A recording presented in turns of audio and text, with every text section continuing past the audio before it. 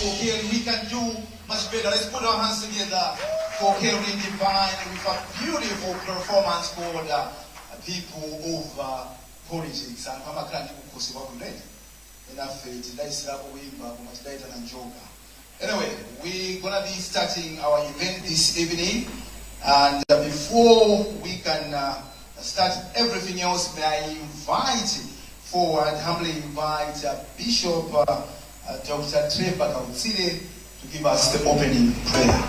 Bishop, please.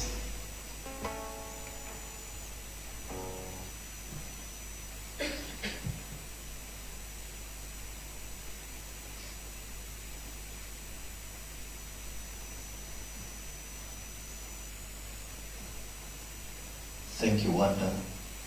Tonight, before we begin this event, we need to invite the presence of the Holy Spirit in this house. Amen. Amen. I'm so excited to be here. Let me just say, to be in the presence of a young man that has brought a new breath of fresh air to Malawian politics. Let us pray.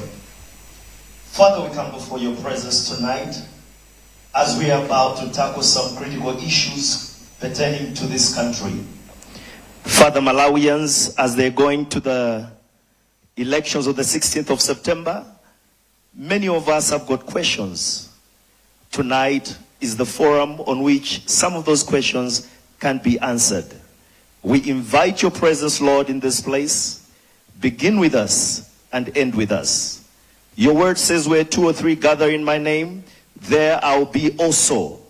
Father, we're 2, we're 3, we're more than that. And we welcome your presence. Give us understanding, give us knowledge, give us wisdom to ask and to respond. Malawi is watching. Malawi needs answers.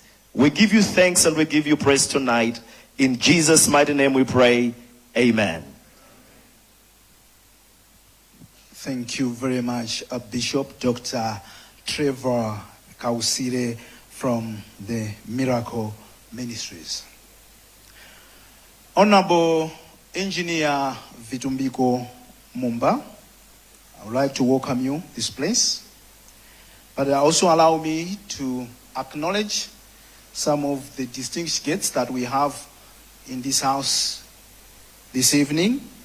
From Homa Synod, we have the moderator, Manson Tembo. We have Dr. Katani. We have Deputy General Secretary Kachipanda.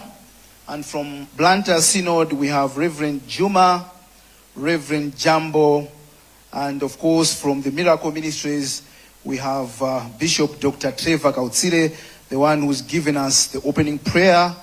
We also recognize the presence of Honorable Mcheka Chilenje. I've also seen Honorable Baba Malondela. I've also seen Honorable Jipiko and Honorable BJ Brown James Mpinganjira, who is here. And all of you present this evening, I may not mention each one of you by your names, but please feel very welcome to this important event this evening, where we're going to be challenging each other, to be asking questions to one who wants to take a public office. You cannot aspire to want to be a leader and not want to appear before the Malawian people, to account to Malawian people, but also to show how transparent you are and how you can solve problems. So here tonight to challenge each one of us is Vitumbiko Mumba, who is going to lead us in this professional interaction of critical matters of the nation. I've seen an advert on BBC which says we should not just be asking questions, but we should also be questioning the answers. So tonight presents to us an opportunity to engage each other, that we are not just asking questions, but we are also going to question the answers that we are going to get tonight. And for one reason, to push this country forward one brick at a time. We all agree that we can push this country forward one brick at a time.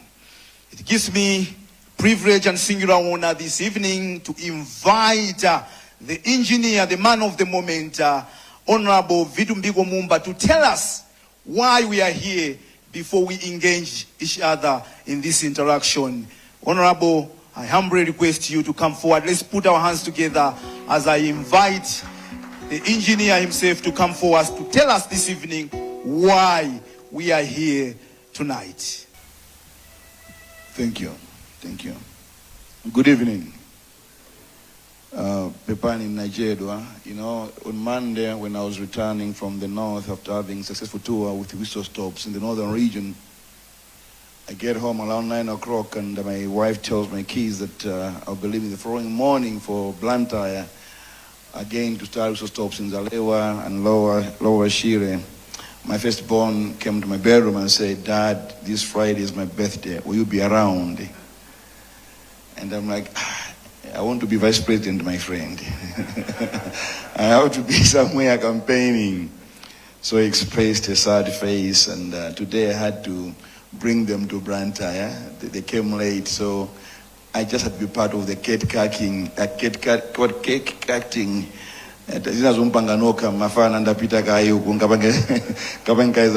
So that's why I was delayed a bit. My apologies for that. But otherwise, I was supposed to be here by 7 o'clock. My sincere apologies for that. Just two people I'd like to recognize. This is a small young girl. She will give us a poem later on while doing whistle stops within Blantyre. That was the Chirobwe? Nancholi. She's a Sunday school student at Manase CCP. So I said, no, wauzi abusa wako mubwere, ndiye GS ya Juma, azaone mwana wao akuiga ndakatulo, ya umodzi Malawi muno. So she'll give us a poem midway through as we go through the function tonight. I was impressed. I'm like, wow, Malawi's got a future. I said,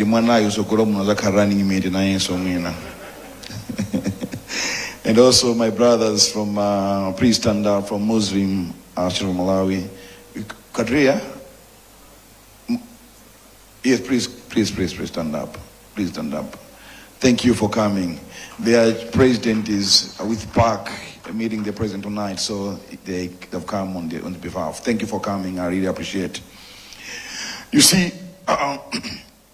we need to change the way we conduct our politics in Malawi, whereby we are able to engage our leaders who aspire to be leaders, engage in dialogue that is constructive, and also let them learn from us, and we learn from them, and we move forward as a country. That's the only way we can push Malawi forward. That's why I thought to have this interaction tonight, to just interact, and especially on issues that are very critical to the economic development of our country. So that's why I thought we should have this interactive session for 2 hours, ask questions. Of course, I got over 200 questions through online registration, but I engaged in Paso, the event manager and his team, to summarize the questions, at least into 20, 30 questions, and they came up with about 28 questions. Most of the questions were similar, or they are all the same. So out of the 20 questions, we compressed them to about 25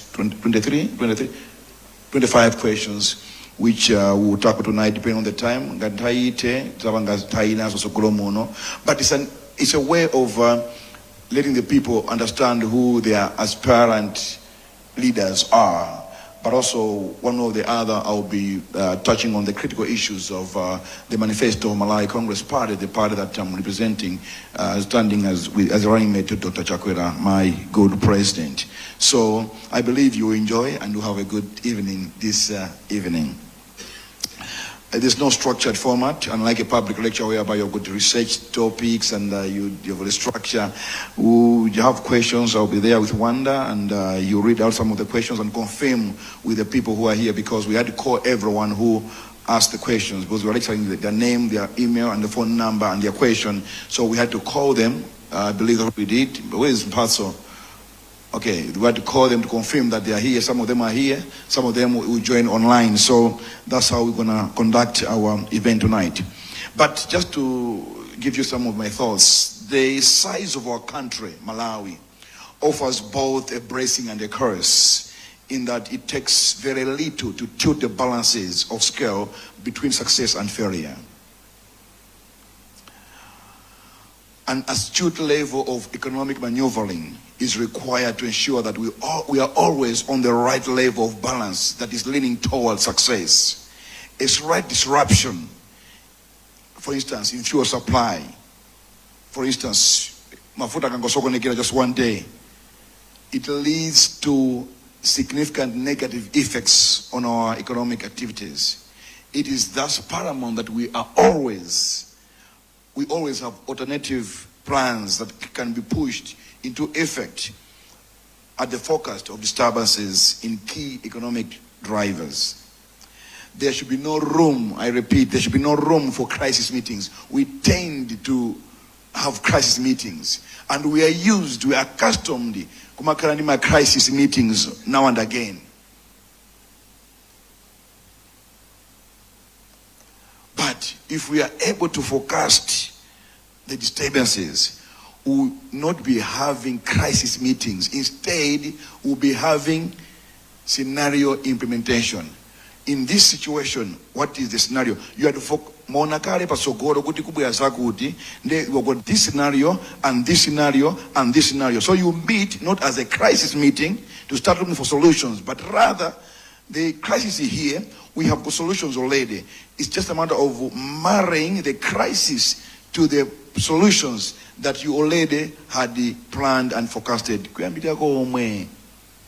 But in Malawi, we tend to have crisis meetings. So if we start forecasting and having scenario implementation meetings, it will show our robustness that we are ready to succeed as a nation. Without that, it means we are not ready to succeed as a country.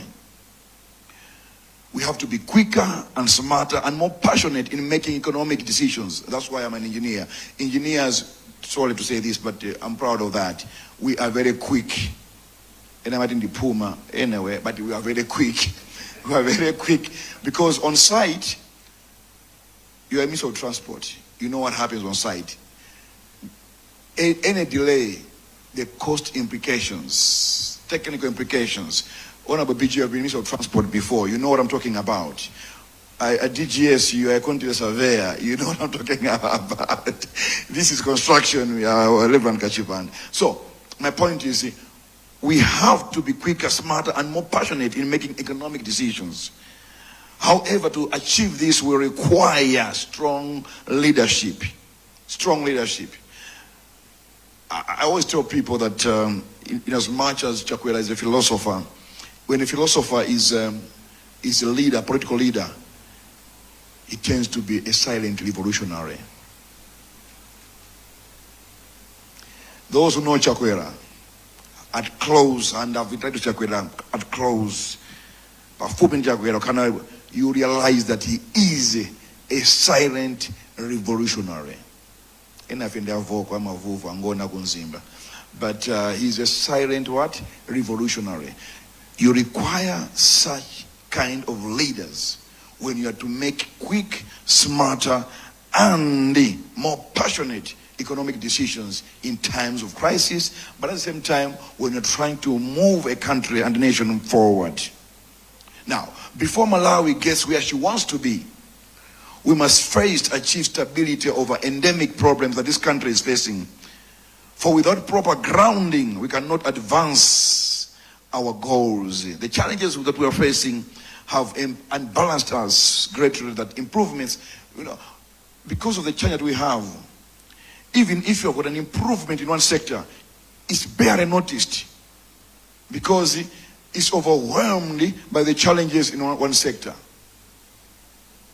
So the challenges we are facing have unbalanced us greatly, that improvements in one sector cannot be noticed. We have been arrested by this problem such that any movement we make is but a punch in the air. No one can recognize or can see what are you talking about, because there are these challenges. So we have been unbalanced for so long. It is essential to understand that the continued rise in prices and I'm talking now as Minister of Labor, of Trade and Industry, but also as an engineer and a person who was passionate about the economy of our country. Now, the continued rise in prices of goods is mainly from cost push inflation. Cost push inflation, whereby the inflation is driven by the cost of production,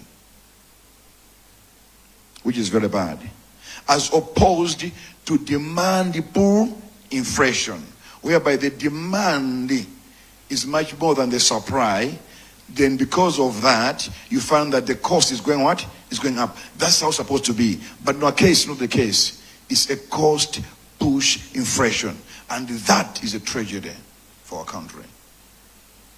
And these are the conversations I want us to be having that are professional, are technical, and are detailed. Let's be practical. We have let this country down by trying to be politically correct. Political correctness has taken this country backwards instead of moving forward. That's why we don't care, we don't mind. As long as I know that what I'm doing is right, I'll get there. The grace is sufficient, I'll overcome. That's what I use. The Ignatius Loyola, Saint Ignatius Loyola, a Catholic, I said that my obligation is to do the right thing. The rest lies in the hands of God. If by doing the right thing,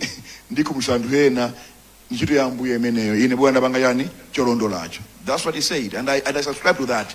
And that's what drives me. I will do what is right, irrespective of what people say or think, as long as I know I'm doing what is right. Now, because our inflation is cost push, it makes it difficult. Okay, let me go back. Why then is our inflation mainly cost push? The answer is quite simple. We are a predominantly importing what? Nation. And because of that, we even import inflation from other countries. Are we together? We are even importing what? Inflation from other countries. Now, how do you control inflation here, no? When its ingredients are inflation from Tanzania, from Mozambique, from South Africa, from all over the world? It becomes extremely difficult to control our inflation because part of it is also moved by, it's imported from elsewhere because most of our raw materials are imported. So any change there in terms of inflation economy, it affects our economy and our inflation. This makes it extremely difficult to control the prices using monetary policies, which most of economists in Malawi are fond of, monetary policies, as a primary cause of increases in prices of goods are from beyond our borders. These are the things I want to just jog your mind that let's be, I think this will be the first, not the first and last, but the current discussions, I'll share this, let's have a discussion and debate around these topics. You see,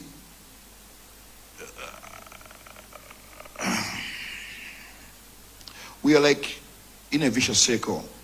We import fertilizer for our maize, and about 45% or so of our inflation is food related, mostly maize. Now, the prices of fertilizer keep on going, which leads to now, here's the thing which I want you to understand. Last year I went to Burundi. I went to visit a factory. Amapanga organomineral fertilizer. So I said, okay, I want to understand, because I want to understand. Now, look at Burundi, what one country. Now, the president of Burundi cannot leave the country because once he leaves, there will be a coup. That's how political instability is in Burundi. Meeting what you call EAC or whatever, Alanda Sigari Zico. Nisama turuka yai. Koma kuli factory yopanga fertilizer. And it's organomineral. What do they mean? These fertilizers we use, the 22, 23, whatever, the ureas, they are mostly inorganic. Now, they are acidic. Our soils are being damaged. that every 5 years, as you apply fertilizer, you require more fertilizer to achieve the yield you achieved last time.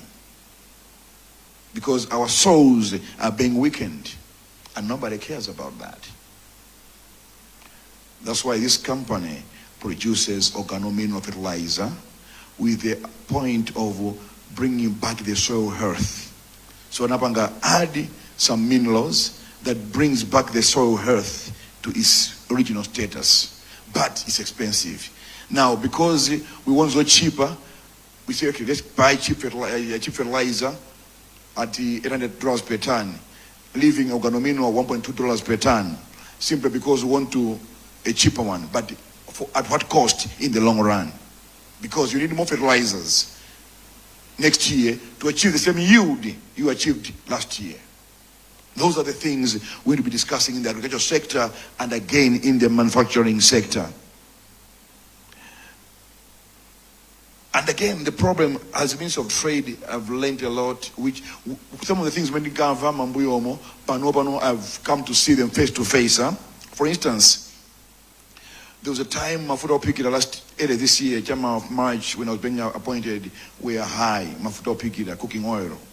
So as I was trying to meet people, one company came to the office, showed me a WhatsApp group of some of the people, not all of them, some of the people that are in the cooking oil manufacturing.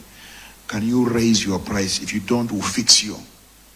He said, no, but soya beans I buy locally. I'm not importing anything. Why should I raise the price of cooking oil because of Forex issues? But because of some problems with our laws, I was angry. I was like, I was raging with anger, but we are a law-abiding country. That's where now the idea of coming up with the Essential Goods and Services Bill and the Economic Stability Bill came about. Okay, I think in terms of trade, we should come up with the Essential Goods and Services Bill and also Economic Stability Bill, so that we should be able to finish up a cost. We didn't know ASEAN as more bangas. Now, Malawi, the size of our country. Malawi is plagued with a few players in the key production markets, which makes it easier for price manipulation, and this is real, I've seen it. Due to this oligopolistic nature. So the oligopoly of our structures are evident by the pricing of commodities, such as cooking oil, sugar, cement, even mobile data charges. Because there are a few players in the market. We need to control these, and that's why sometimes some of us, we blame the way we did privatization. Other countries like Botswana, they never privatized. Namibia never privatized. South Africa never privatized. But we are forced to privatize our companies. Not for the benefit of Malawians, but privatize these things for you to qualify for loans from World Bank. But for whose benefit? For private individuals, not Malawians. And that's the main genesis of our economic challenges as far as I'm concerned from this side. That's why now we're trying to control some of these things by having Salima Sugar Company, so that we should be able to control the price of what? Sugar. During the time of Camus, we had Tambara food products, the peanut butters, the jams. So if someone tries to play funny with prices, people go to Tambara food products and get what? Affordable products. Whereby the pricing of the product is based on real costing mechanism, not just wapya and ogweza ntengo to fix government. Ogweza ntengo, the way it's happening at the moment, that has harmed our country a lot, and we need to go back to the basics and say, it's doable, and it's very doable. And again, the problem that the government is the main transactor in our country, because the private sector is still small, not growing as much. And with the oligopolies, prices skyrocket within a whim of few organizations that somewhat behave like mini governments. They think they are government. I did some intro gathering of how they are fixing the issue of black market. There's a house somewhere, I can't say much, but where you go and pay kwacha, you go to another house about 5 km away and get dollars. And you find that, what's happening here? When you see the people involved, you're like, oh, okay, all right. But at the end of the day, it's for a benefit of few people, not everybody. And that is a challenge we're having. So, one of the easier ways of curbing that is whereby some governments in Europe have passed laws that amena mapanga tenda and diboma must only be those that are listed on the stock exchange because it's publicly listed. So you control the operations, you're able to monitor, they make public the operations. That's why Ambili, they are billionaires, traders in Malawi. Billionaires, very rich. Their companies are supposed to be on the stock exchange. Amatawa Bojani, Agopa scrutiny because they will be public, they'll be open to the public. Government must now start working on policy that says, okay, audience Opanga reach this gross annual revenue must be listed by force or by fire. Or if you want government tender at this level, be listed by force or by fire. In that way, we'll be able to curb these other issues. I'm just talking some random thoughts before you come in with questions. And again, we need to have deliberate policies that enhance import substitution. At the center of import substitution is the support of local industries to ensure that whatever is imported can be sourced locally to the best of the nation's abilities. That's why we have the importation ban of other things. And there's a company now called Rudevit. Remember Rudevit? They're doing crowdfunding to start manufacturing fertilizer, stronger fertilizer. Rudevit. And the performance render. We've done Esau, Nico Esau, something like that, David. Those are the things as government we need to encourage and support because they want to start manufacturing what? Fertilizer. Now, there is something interesting which will shock you. When I read this initially, I asked some professors from Chasa College to confirm in economics, and the two confirmed. I'm yet to believe it, but because I'm my professor, but it's up to you to also research further. For me to understand it. We are the second top producer of sweet potatoes worldwide, Malawi. We are the second what? Largest producer in the world. Yet we are nowhere on the list of top 50 exporters of sweet potatoes in the world. This observation on our part as a country points to a weak value chain system. We're not in control. When ADMAC was initially established, those were some of the things that ADMAC was supposed to manage, the value chain system. What comes from the farm. That's why it's agricultural development and marketing what? Cooperation. The marketing part, NAIPA. We just had that development. Even development just NAIPA so 1 billion so. It's like we're fighting hunger always. No wonder we say food security. In other countries they say food sovereignty because it has got different meaning altogether. It's like we are at war with hunger always. So we need security. We need to be secured from hunger. One more thing before I open up for questions that we have. Mining is one of the best kept secrets in this country. But for us to have better benefit from our minerals, like the rutile minerals in Cassia and others, we need to start looking at catalytic investment, whereby we're an investor, but we demand that maybe 40% going upwards. A government must own that mine with a minimum of 40% shares. Tuguvana, Mugabe in Zimbabwe told one company that went to discuss a deal of mining the Marange fields despite the Kimberley agreement.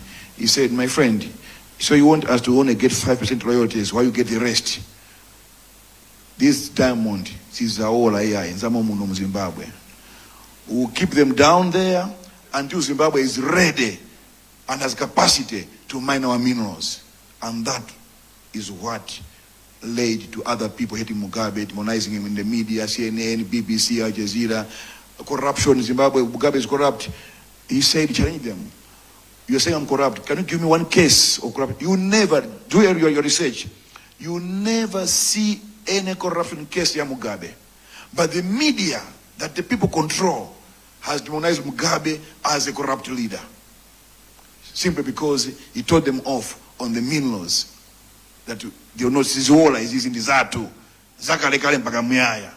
We develop our skill, we develop our self and capacity until we are able to mine on our own.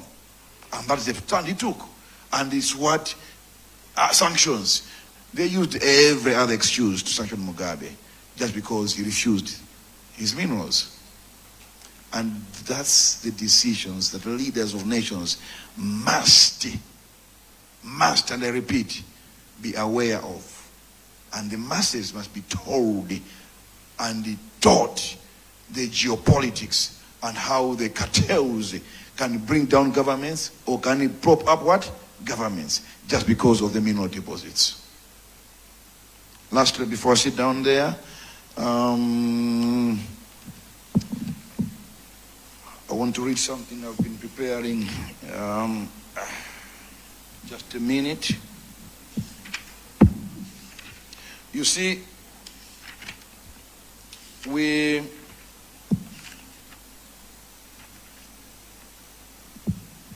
have got a number of issues that are affecting our economy and our country. How can Malawi improve its economic development? That's the question that we're asking ourselves. How can we improve our economic development? There are many things, but there's something that I'll just highlight to you just to jog your minds. Is the microeconomic policy areas.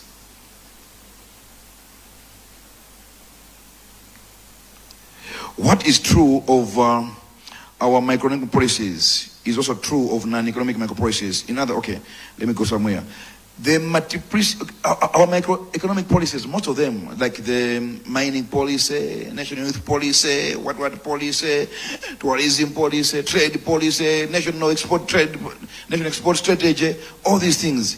The challenge is they have got multiple objectives, too many objectives, which are not matched by the targets, which tend to be fewer. So you've got several objectives, but very few targets. How do you meet your objectives?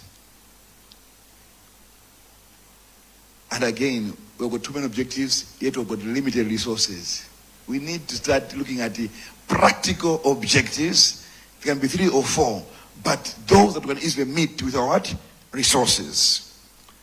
Again, I always raise the issue of macroeconomic policy coordination failures. You find in macroeconomics, several policies, but now coordination of VUTA.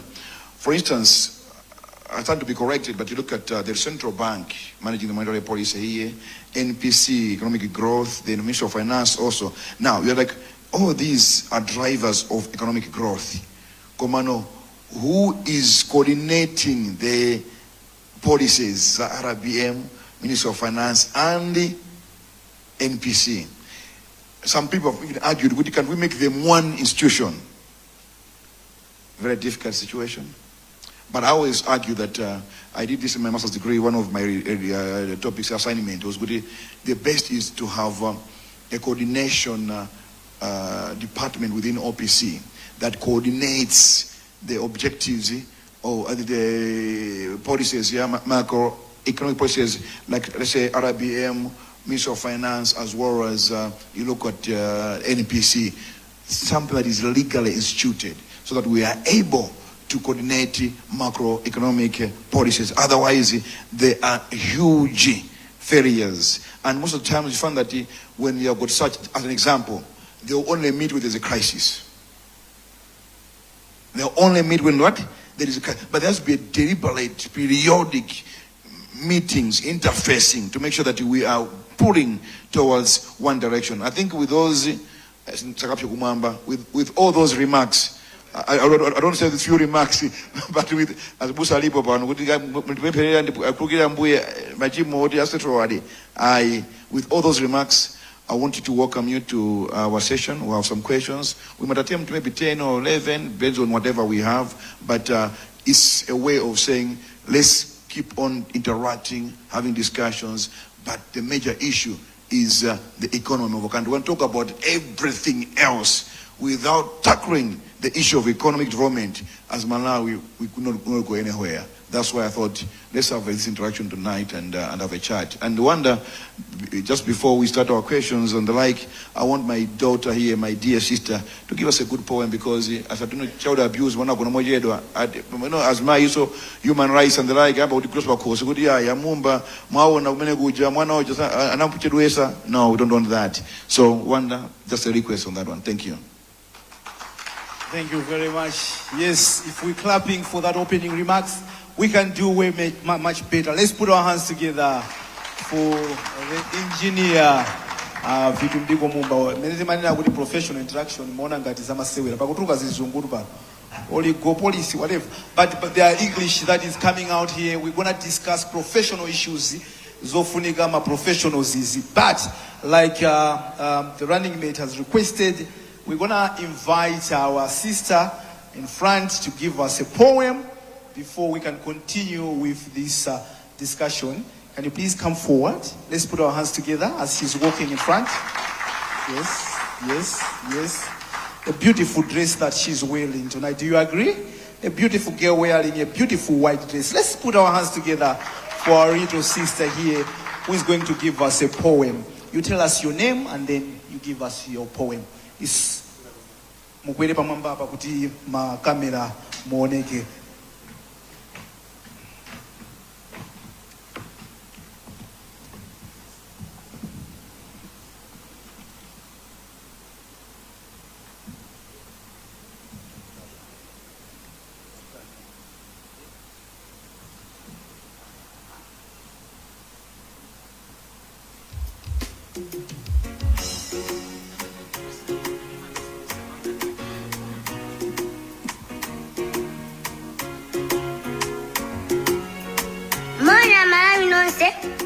Jolini Madayabanda, mwana wa Manase Sisebi Sunday School, musino dwa Blantyre, ndabwe yandinda gadulo yanga, yomwe mutu wake ndikuti, sungabata ndi mtendere Malawi. Sungabata ndi mtendere Malawi, sungabata ndi mtendere Malawi. Ziko lokhalo lomwe Mulungu anakupasa iwe kuti ubadwiremo. Sungabata ndi mtendere Malawi. Sungabata ndi mtendere Malawi. Sungabata ndi mtendere Malawi. Nthawi zonse kumbukira kuti pali Malawi mmodzi ndipo sazapezekanso wina Malawi. Sungabata ndi mtendere Malawi. Sungabata ndi mtendere Malawi. Sungabata ndi mtendere Malawi. Chofunika ndi chikondi cha Mulungu Atate wamphamvu zonse chikhale pakati pathu kuti tipambane pa ulendo. Sungabata ndi mtendere Malawi. Sungabata ndi mtendere Malawi. Sungabata ndi mtendere Malawi. Kumbukira nthawi zonse kulengeza mtendere kuzera mu mayendedwe ako, mu ntchito zako ndi mu mayankhulidwe ako. Sungabata ndi mtendere Malawi. Sungabata ndi mtendere Malawi. Sungabata ndi mtendere Malawi. Pamene mwini moyo Mulungu mulengi wa zonse wakupasa nthawi yopita ku chisankho kwa iwe ikhale nthawi yabwino yolimbisa ubale wako ndi Mulungu ameneyi. Sungabata ndi mtendere Malawi. Sungabata ndi mtendere Malawi. Sungabata ndi mtendere Malawi.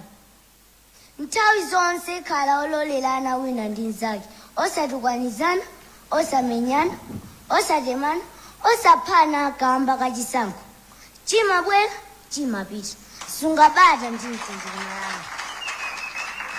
Malawi. Tenti muombere manja mwanayi. Sungabata ndi mtendere Malawi. Beautiful ndakatulo from our little girl. May God bless you. Thank you very much. Let's put our hands together as she's walking back to her seat. Powerful poem there with a powerful message about peace because of the election. Ndiye iwe wasunga chikwanje we umve sungabata ndi mtendere. Fosa sunga chikwanje sana nelepo sunga chikwanje. Sungabata ndi mtendere Malawi. Thank you very much once again for for that beautiful poem for our little girl. Ladies and gentlemen, and all distinguished guests present this evening, and Honorable Engineer Vitumbiko Mumba, who is the Minister of Trade and Industry, but also a running mate for the Malawi Congress Party, to President Lazarus Chakwera. I would like now to welcome you to this segment where we're going to be taking the questions that have come through from people that others are, some are here, others are home probably, but we'll be acknowledging that this is a question coming from the people that are present. We'll start taking questions for those that are here in this house, and I'll be asking the questions because of the interest of time, to make sure that we are as quick as we can possibly be. My name is Wonder Msisia. We're live on Times Television, MBC, Zodiac, and Mibawa Television. So if you're watching us, you're home, you also get a chance to send us your question, and depending on the availability of time, we will attempt to answer your questions. Menenanenera muja kuti zinzama professional, so you forgive us kuti tizikhala kwambiri ku Chingereziku, komabe pokuti tufuna kuti Amalawi ambiri amvebe tizipita bebwe ku chiyankhulo chimene aliyense akhoza kumva, kuti tikukambirana nkhani muno zofuna kumanga Malawi, nkhani zofunikira mdziko la Malawi, ndi Engineer Vitumbiko Mumba amene ndi nduna yona za mafactory, komanso amene ndi running mate kwa a president achipani cha Malawi Congress Party, komanso a president a dziko lino Dr. Lazarus Makathi Chakwera. It's an honor, Honorable Mumba, to host you tonight in this discussion where we are challenging each other. I think we all agree that there are problems, and then, like I said earlier on, it's maybe what we differ is how we must fix these problems, and that's why we are here tonight, to challenge each other on the how part. So you spoke quite well there, but I think it all goes back now to now on the ground. Yes, I think we don't lag in terms of identifying our problems, but probably what we don't do well is the swiftness that you spoke about. How quick do we go on the ground to fix? So today presents you with an opportunity to answer the questions, and I must warn you, these are I had a look at these questions and I was scratching my head. I was like, wow, Amalawi timata kukunga mafuso. These are questions that are coming from professional people, I can tell. Okay, nenda nenera meti pangilezi ntuzi. Ndizi werenga fusolo, unkunena kuti fusoli mafusa ndakuta kuti nde inuyo mupanga acknowledge kuti fusolodi ndilimene lolo pofuna kusunga nthawi. So here we go. Are you ready, sir? Are you sure? Okay, so here we go. Fusolo yamba lachokera kwa ID number 724, amene dzina lawo ndi Rodine Sigidi Tingo Kanyama. I hope I've pronounced that surname correctly. Amene wa ali mu profession ya property management na specialist in property management. The question is, here we go. Transportation mode accounts for 70% of domestic freight transportation and 90% international freight transportation. That is according to the World Bank Malawi Transport Infrastructure Sector Assessment Program Report of 2023. Now, opportunity cost of not using railway transportation exceeds $120 million per year. That's according to Malawi National Transport Master Plan Rail Subsector. If up to 70% of Malawi trade were transported by rail, the country would save at least 30% of the $120 million per year. The question is, what is Lasagna, that's you and Dr. Chakwera, plan to do to fast track and the increasing investment in railway transportation on both the Nakara line and the Sena line project, to make sure that we transport more goods using the rail and thereby affecting the cost of bringing food and thereby affecting the cost of the prices. That is according to Bwana Tingo Kanyama. Are you in the house, Bwana Tingo Kanyama? Are you? Yes, you lift it. Can you please stand and acknowledge that that is your question and I have asked the way you structured it? Thank you very much, sir. Engineer. Sigidi ndo makani kwambiri. Takanganapo mafula mambuyo. Before I was a minister, I think 3-4 years ago. And he's passionate about transport infrastructure in Malawi, that I know. And when I saw the question, I'm like, I wonder Sigidi Damenewa. He never speaks about anything else apart from roads, apart from rail. You see, let's go backwards. We had our functional railway line, the Sena line, all the way from Malacca to Limbe. But floods on the Ruo Shire conference damaged our railway line. Now, area owner spoke about geopolitics. Could it investigate that geopolitics?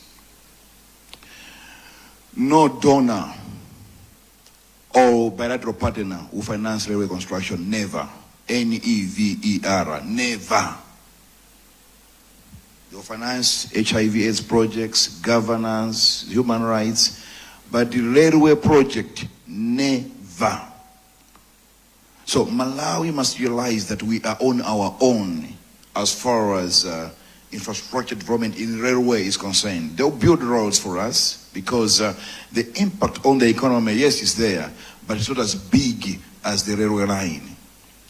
If they send a line from Malacca all the way to Limbe is functional, just from Malacca to Limbe is functional, will save about $41 million per year in terms of cost on importing goods in Malawi.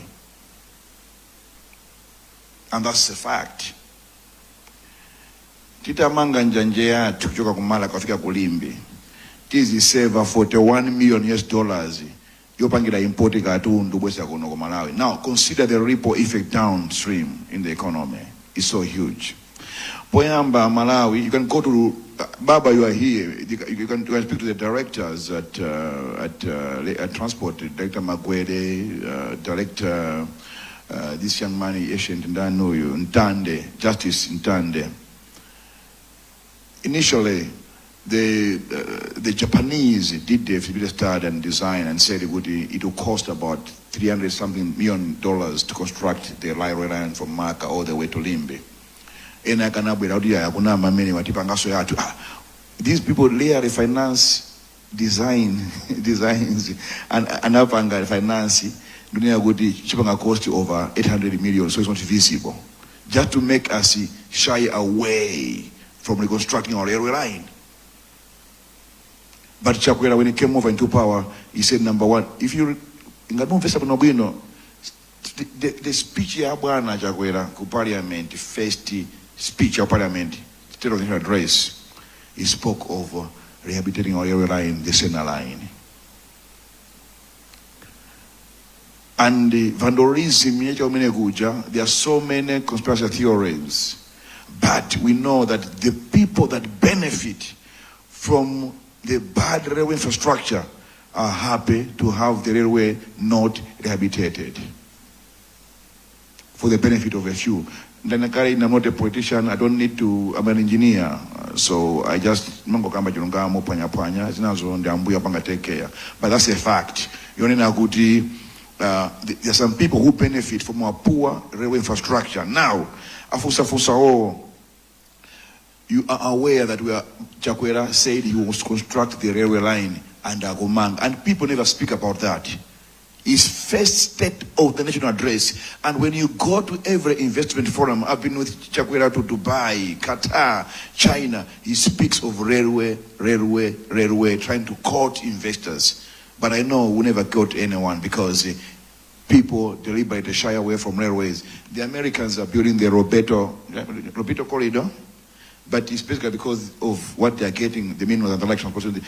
Normally people who construct a railway line for their own use, not for your use. Avale Namanga railway line yako Mwatizi going to Nakala. It was for them to transport their coal, not for our benefit. We just became collateral beneficiaries. Now, I'm saying, look at the study that we have done, that Kamangalewe Light feature from Malacca to Limbe, the cost of importing goods will reduce by $41 million. That's what Chakwera is chasing. And as I can report now, Baba, we are there. We are about to reach in Sanje now, I think by next month, we'll reach in Sanje. Now Dogana Manga Bingo Taja Bashira River Ija will now be the port for the railway line, like a dry port. It means now goods can come from Beira via rail to Nsanje. Kunogo to Nawutanga Banji Batoka. But that alone is a huge plus on our economy. So Sikiri and others who are listening, this government of Chakwera is already building a railway line, and the desire is to make it from Sanje, is from Malaka to Bangula. The next phase will be Bangula to Sandama, and the bridge at Makanga, the bridge, Makanga, Cheka is Makanga Bridge, over Shira River. It's over Shira River and Ruo. Over Shira River, yes. Then to Sandama, up to Yani, up to Limbe. But from Limbe, going to Sandama, you have already done ASIA, Upangakali Reputation, but you're not changing to SGR.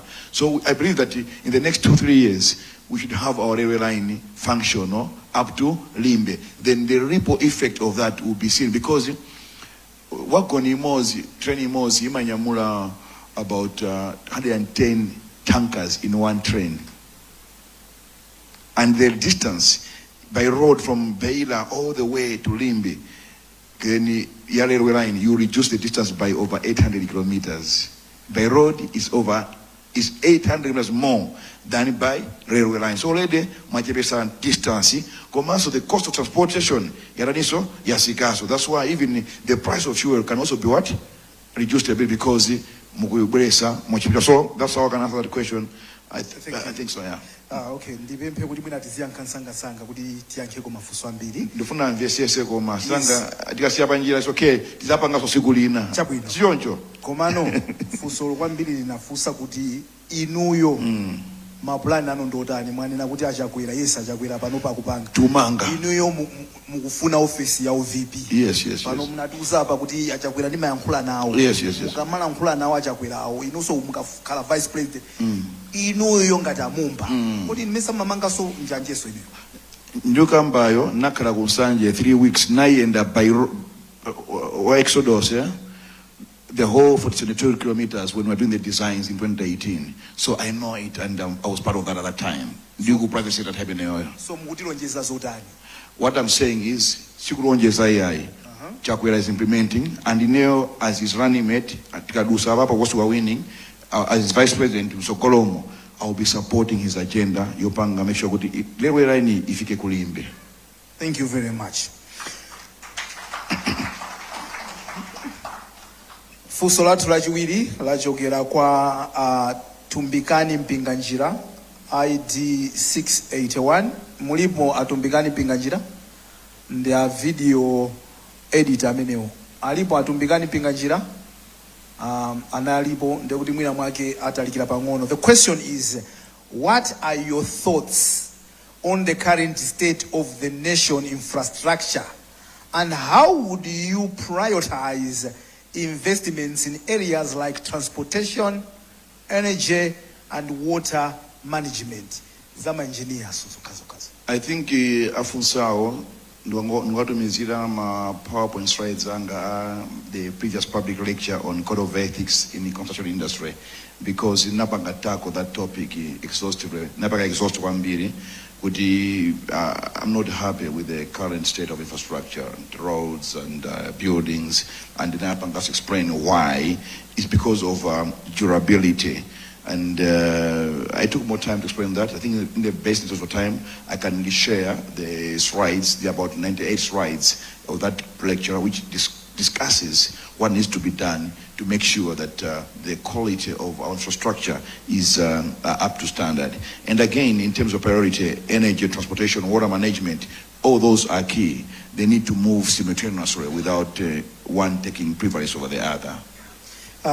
Maybe by extension, I think we've had concerns about engineers' estimates versus lowest bidder. Kani imene imakhala ikutuluka kuti procurement yathu nthawi zambiri imangoyang'ana lowest bidder. We're complaining about the quality of the infrastructure. Would you say kuti this policy ya lowest bidder is also affecting the quality of infrastructure? Because my engineers, they estimate kuti munthu kuti apange chimene chitengo wake kuzokhala maybe 100 million, ndewinaka kunati ine ndikhoza kuchimanga chomwe cha 50 million nkumpasa ntchito ija. When the engineers are scratching their heads, how can this be achieved at 50 million? Honorable. I was scratching my head because the Minister Transport and the border the data of youth as an base kung fu Punjab and Gayanka. That's my worry. What I can say is next week on Monday or Tuesday. Peter, are you here? Peter? Mazunda, are we ready with the documentary on Monday? Are we ready? Okay. I sent Peter and his team to Botswana, Namibia, South Africa to interview people that I worked with. So they just came back today from South Africa. They've been there for 10 days. And you see in the documentary that you see the professional side of Chakwera's running mate. So it's a 2-hour documentary that will be on TV on Monday, Tuesday, Wednesday, Thursday, Friday. I want people to understand who Mumba is.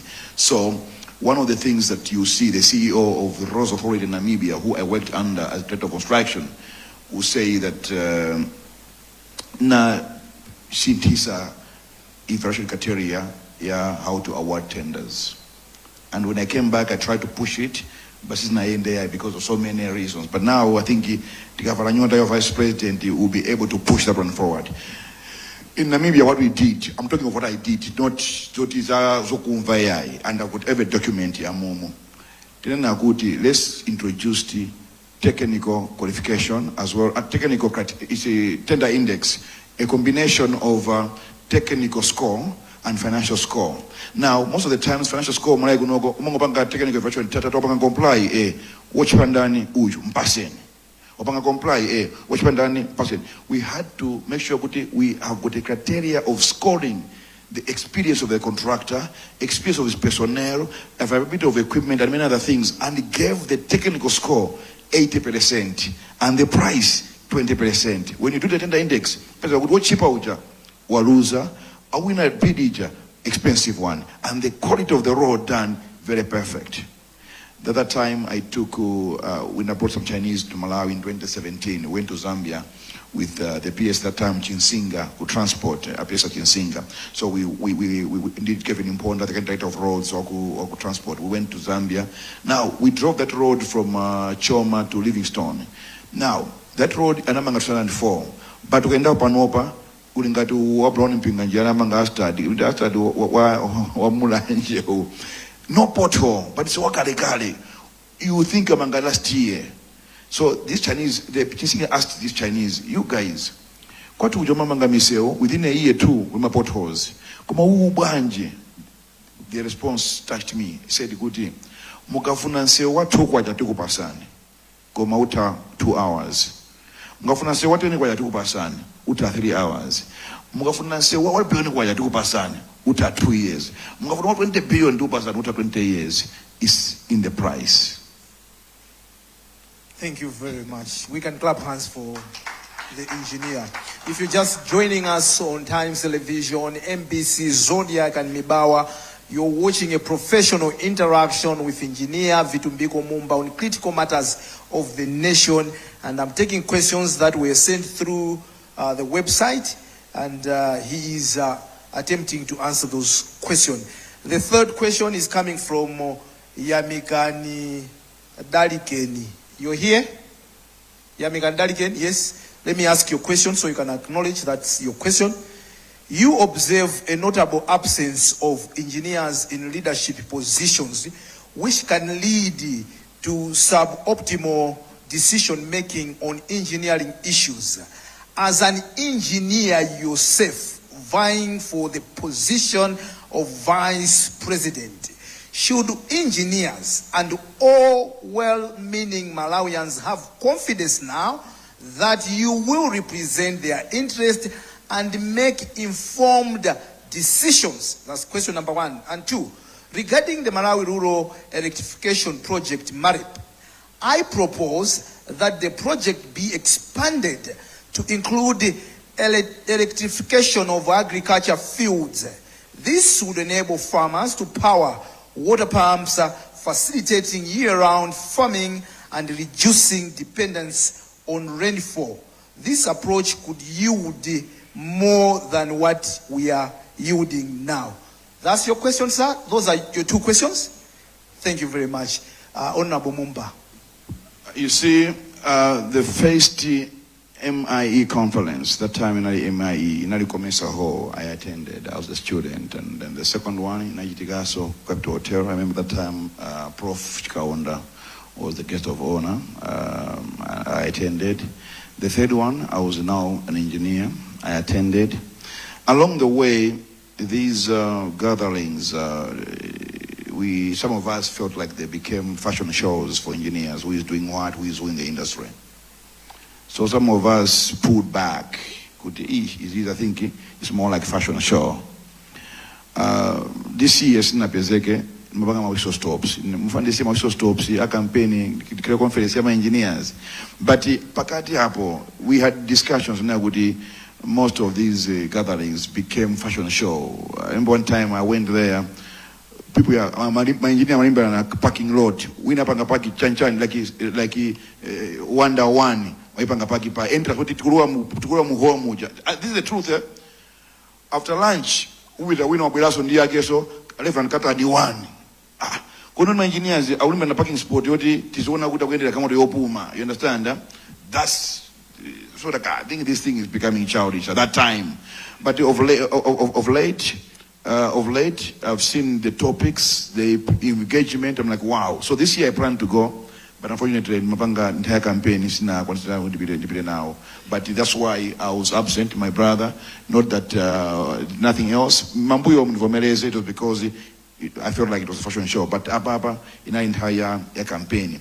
Then the issue of engineers trusting me. I think the documentary that will be aired next week from 8:30, 10:30 on MBC Times or will give people engineers understand that okay, Zantuyu, Nizatudi, you can trust him and have confidence in him because it's a good documentary. But my absence there should not question people's confidence in me and my capabilities because I'm Vitumbiko Mumba in my own class. And as an engineer, also I've got a track record that I'm proud of. So, yeah, you see, engineers tend to be good leaders. That's a fact. Chinese President Xi Jinping is actually an engineer, Xi Jinping. There is previous president of Mozambique, Nyusi, railway engineer. Egypt, cabinet, you've got 5 or 6 engineers. And some of them, there are about 3 countries in Europe whose Minister of Finance are engineers. And since they took over, ask Kambala. Kambala knows this better than me because he did research on that one. So he was telling me that day we met, Euron Kambala. And their economies are doing better, being managed by engineers. Remember, Bakir and Kati, political engineer, Bingo, economic engineer, but he named engineer, Sovano. engineer. So engineers are known for fixing things, getting things done. That's why Bakir was saying political engineer, economic engineer, Akonza's into. So let them have confidence in me that Achakwera and Dini will work together and help in serving our country better. The other question here, I'm happy you are here, my brother. I should say that when I was going through the questions, that was one of the questions that touched me because I'm like, I never thought about this. We are an agri-based economy, but we don't behave like one. We need to push our resources where our economy is, and agriculture is very key. So I believe this is a good proposal. Actually, for me, it's one thing in the 80mm strategy I'll try to push. That one I can assure you, and I can assure every one of you here that we should push electrification of these mega farms, agricultural fields, because that's the way we can achieve our economic development and economic growth. But we need to also engage experts in this area, farmers, and how can we get the best out of this. So my only observation will be, if we are going to electrify my farms and the like, to be only those that are into import substitution, and again, they are farming to export. Are we together? Could not get my guessing? Kuma farms are many out import substitution, or they are into export. Then at least the result will be huge and enormous. Thank you. Thank you very much. Mwachidule mwina kungonena kuti pankhani imeneyo padafunsidwa funso lokuti kodi magetsi amidziwa sitingamaikeso m'minda mwa alimi kuti alimi azigwisa ntchito mapampu kupopa madzi ndeya kuti tione kuti mwina mwake mafamu okhawa amene akuzala ncholinga chokuti azitumiza katundu kunja komanso amene akufuna kuti you said those that are planning to export, and those that are substituting import. So I think in the ganizo labwino limenelo funso limenelo linachokera kwa bwana Yamikani Dalikeni. Kupitirira ndi program yathu tikupita ku funso limene lachokera kwa Felix na Bwenje. Felix na Bwenje, you're here. Yes, here is your question to you, Honorable Engineer Mumba. What practical strategies do you propose for creating sustainable job opportunities for young people in Malawi, especially in agriculture and technology, which are key drivers in Malawi 2063? That's your question, Bwana Nabwenje? Yes, it says that's his question. Arudego? Oh, okay. Yeah. Job creation linkani yo vuta kwa mbili nde abapo mdole ko kasa 2 minutes ndonsole bwino. You see, like Peter Mazunda is a consultant, and company yake amapanga za media and communications. He's not employed, he employed himself. Are we together? He got some money somewhere, bought equipment, and he's employed people as well. He does his work. I'm able to send him to Botswana, Namibia, South Africa to do my documentary. He's employed. Okay? In the Ministry of Labor, we started discussing about having labor migration information system, which other countries have, which is real time. We now see it to register. So employers are forced to record jobs created and jobs that have been lost. So every week, every month, we have employed so many, and we're farmer, we have employed every employer who employs and pays people salary or wages is able to log into the system, and we're able to track jobs created. And we are doing that as government of Malawi. Minister of Labor, Dimba, took over and is working on that as well.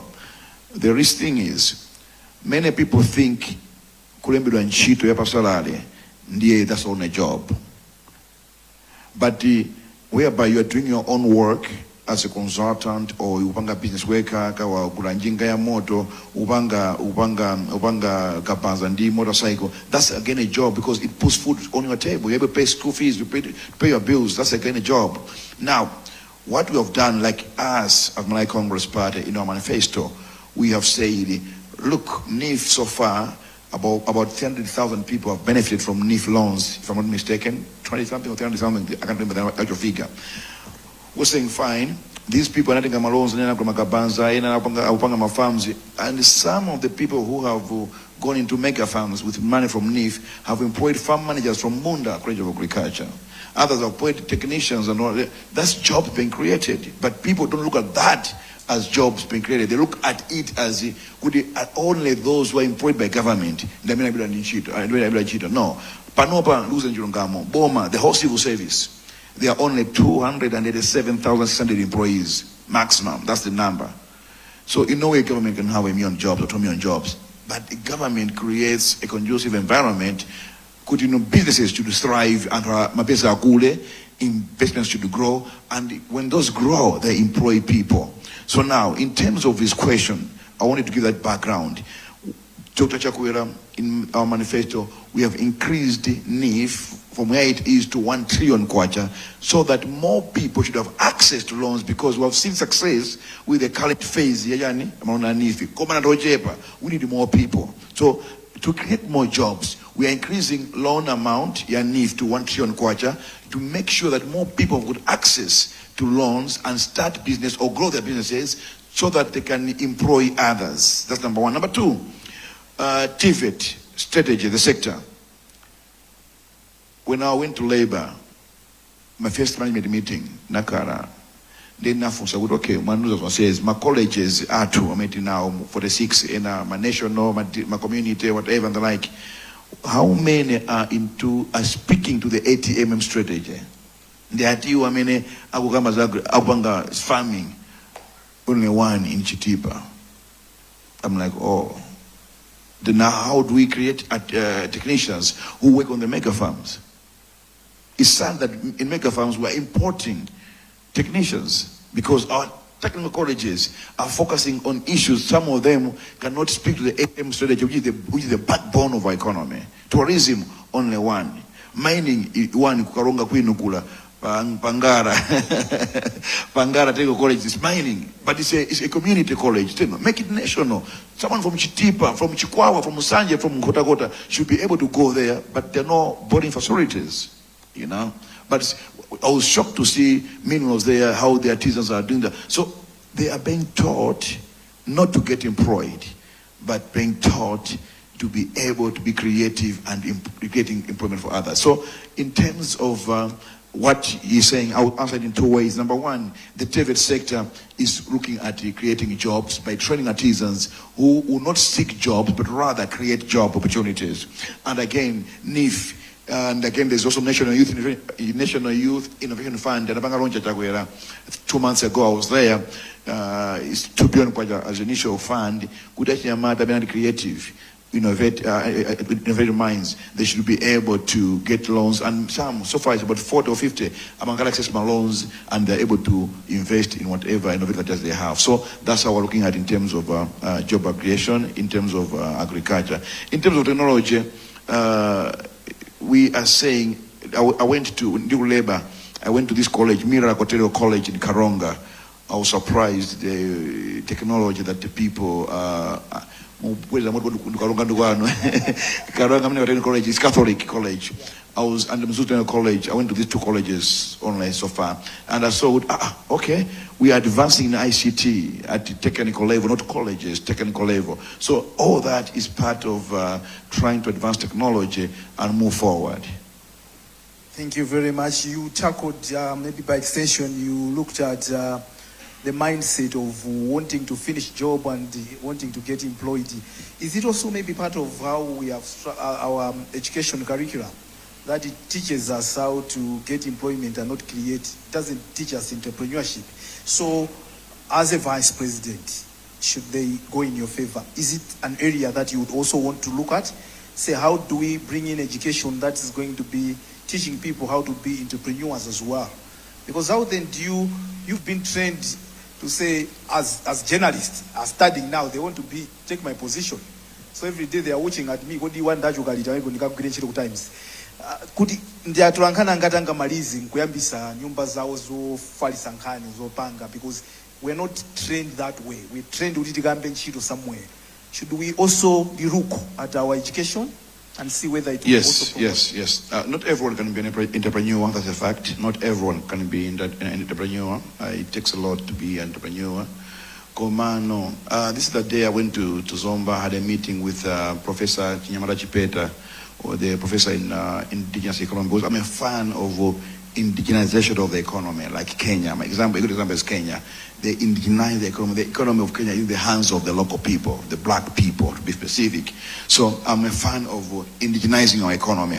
So I went to him because it was a lecture for over 40 years at Chasa College teaching indigenous economy. Now, he said something very profound, which I believe in, Najira Ndira. I've internalized it, and I want to run with it. He said something good here. We have been exposed to foreign education, which speaks to the environment. And he gives an example of economists. He says most of our economists have been exposed to foreign economics, which they want to apply in Malawi, ignoring the indigenous communal setup of our economies. That's why we are going back because we are indigenous people, we are communal in nature as Africans. That's why you see we're doing banking konde. Those are communal setup of things, you know. So coming back to you, I'm just going to relate to that. We have inherited foreign education. We need to revisit our way of education. Kalirija primary school nandi handicraft sema chipande all that was part of entrepreneurial skills that Kamuzu was trying to impart into the people. I know people. I've got a cousin of mine with commerce, the manager mapuza commerce so he was at MCTE and now commerce. With his commerce, MC teacher, he got a job, accounts clerk. He bought a Merc before while I was driving a Corolla. It was at a degree. You understand? He never went further, but that commerce was enough to get him going and move forward because it was practical. It was teaching him to. So we need to really go back to why did Kamuzu at that time enforce handicraft, handwork, because most of the times people say academic excellence is because of college. Yes, but again, it's internalizing what you have learned and applying it in your own life. That's what I believe in. When I'm teaching topic academic excellence, I always say, academic excellence is not only about passing and going to college, but how have you internalized it to apply in your day-to-day life to earn a living from that? So our curriculum, we need to start revising and going back to the basics. How do we train our people? Thank you very much, Wanda. Thank you very much, Engineer Honorable Mumba. That question was from Felix Nabwenje, who is an engineer. Our next question is coming from Ronwell Harawa, who is a web developer and a digital analyst leader, and his ID is 597. The question says, Malawi currently has a youthful population who unfortunately are grappling with economic challenges, high rates of unemployment, nepotism, and also inequitable access to opportunities and resources. How can we leverage this as a country and build resilience, inclusive and sustainable systems that nurtures this youthful workforce and brain power and make them key drivers of our economy, regardless of one's political affiliation, cultural orientation, and religious beliefs? You are here, Bwana Harawa? Yes, that's your question, sir? You can confirm? Yes, over to you, Honorable. Pepa nasibusa mavisa kwambiri reggae and makola sakana na reggae na and one song that moved me up to now and helped shape my political ambitions was a song by Buju Banton in Untold Stories, where he sings about these days opportunities have become a commodity and a scarce one. And he sings, in his second stanza, he says, how can you stop the youth from getting out of control, full of education, yet not on a payroll? The clothes on the back have countless eye holes, because degree diploma, but they have nothing to do. The country, the leadership has not given them anything to do. So they can't get out of control because they are yearning to succeed. They're ambitious, but the ambitions are being hindered because there are no opportunities. There's corruption, there's nepotism, all that. So that question, when I read it, I'm like, okay, fine. It reminded me of the song by my friend Buju the Gargamel. You see, these are the type of interactions we should be having. If I were to move forward, first of all, I must say that these are the type of questions we should be looking at and interrogate them deeper and deeper. I might not have all the answers to the questions, but what I can acknowledge that these are the meaningful and important questions we should be discussing and asking each other, especially political leaders like me who are vying for a position, and I'm a youthful person, probably the most youthful candidate, running mate of all the running mates that are there at the moment. Look, 2-3 months ago, I was invited to be on a panel discussion in Tanzania, the Thabo Mbeki, by Thabo Mbeki, and it was Africa Day. So Thabo was the guest of honor. So it was a panel discussion. We were discussing about many things, and I said this: the youth are angry because of no jobs, no businesses, no opportunities. But the youth are energetic. They have the energy. They have the strongest resolve to get things done. As political leaders, we must harness this anger and energy positively and direct it towards economic development. That's why our friends in Zambia have beaten us. They've got this National Youth Service whereby Amalima Chimanga. So every youth who's willing, he goes there, Amalima Chimanga with the military there, and they're producing. We need to find a way where we can put our inactive youth. The other day, I went to Ntandire. One of my workers was unwell, so Kamone, Wachitawanga.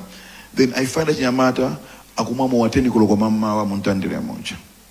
Now, I got interested. I stopped the car when I was coming back now. Kofsa mafunso. Kona NIO, anima certificate, my diploma. Komango yaka ngo gona mbali mayani. 10 o'clock mamawa. I'm like, this is how we are wasting our youth. Because we're not giving them opportunities. We've not found something to do. As government, we need to find something to do for them. And it's not a one-man show, but the problem that we're able to identify that problem, we need to start seriously thinking, when I try to increase, how much has been left for the youth, college, with the creative ideas. There's a story of Samsung or whatever in South Korea. It was an idea of young graduates, and the government financed it. And look at now where Samsung is. There are several of such stories that look, when you go to Dubai in Deira, or you go to South Korea, you will find the Ministry of SMEs, just SMEs. And unduna wa ma SMEs, they search, they scout for talent. Awawa ili ndiku mota injiu tena kina bangapo chibwana di gari moto alignment foida ya gari moto. Then I'm like, ndibanga banji, it's weekend, I can't go to full alignment. Nabila mundirande, this mechanic ndi ulusi ndi spanara anapanga alignment without machine. What tukundirande ujambe kwa ndale. He was able to align the vehicle ndi ulusi and spanara bus. I was able to drive through the proper aligned. What have we done to empower that person? What have we done to harness that natural? You know, we need as government, as political leaders, to look at how can we help our youth have something to do so that their energy is directed towards economic development of our country. Thank you. Because you're asking the same questions. What can we do? Remember, I was saying that I'll also be questioning the answers. Yes. Pa 16, pa 17, pa muta kukala. Don't say mukala. Okay. I'm joking. Ndieno mutani uyu amaika chingwe kumapangala element yako kama kumverani azinena kuti iniyo mumutani, because don't speak like me kuti tita kupanga when you see nanena kunena kuti we need to give them something to do. Innovative minds. There's National Youth Innovation Fund for those people. Access it. It's public knowledge. I've got this idea. Let's interrogate that idea. Is this idea viable? Let's finance it. Let them give us. So that's what National Youth Innovation Fund is doing. So that's what we are doing at the moment. As I said, over 30-something people there about Ahinyamata, they are innovative.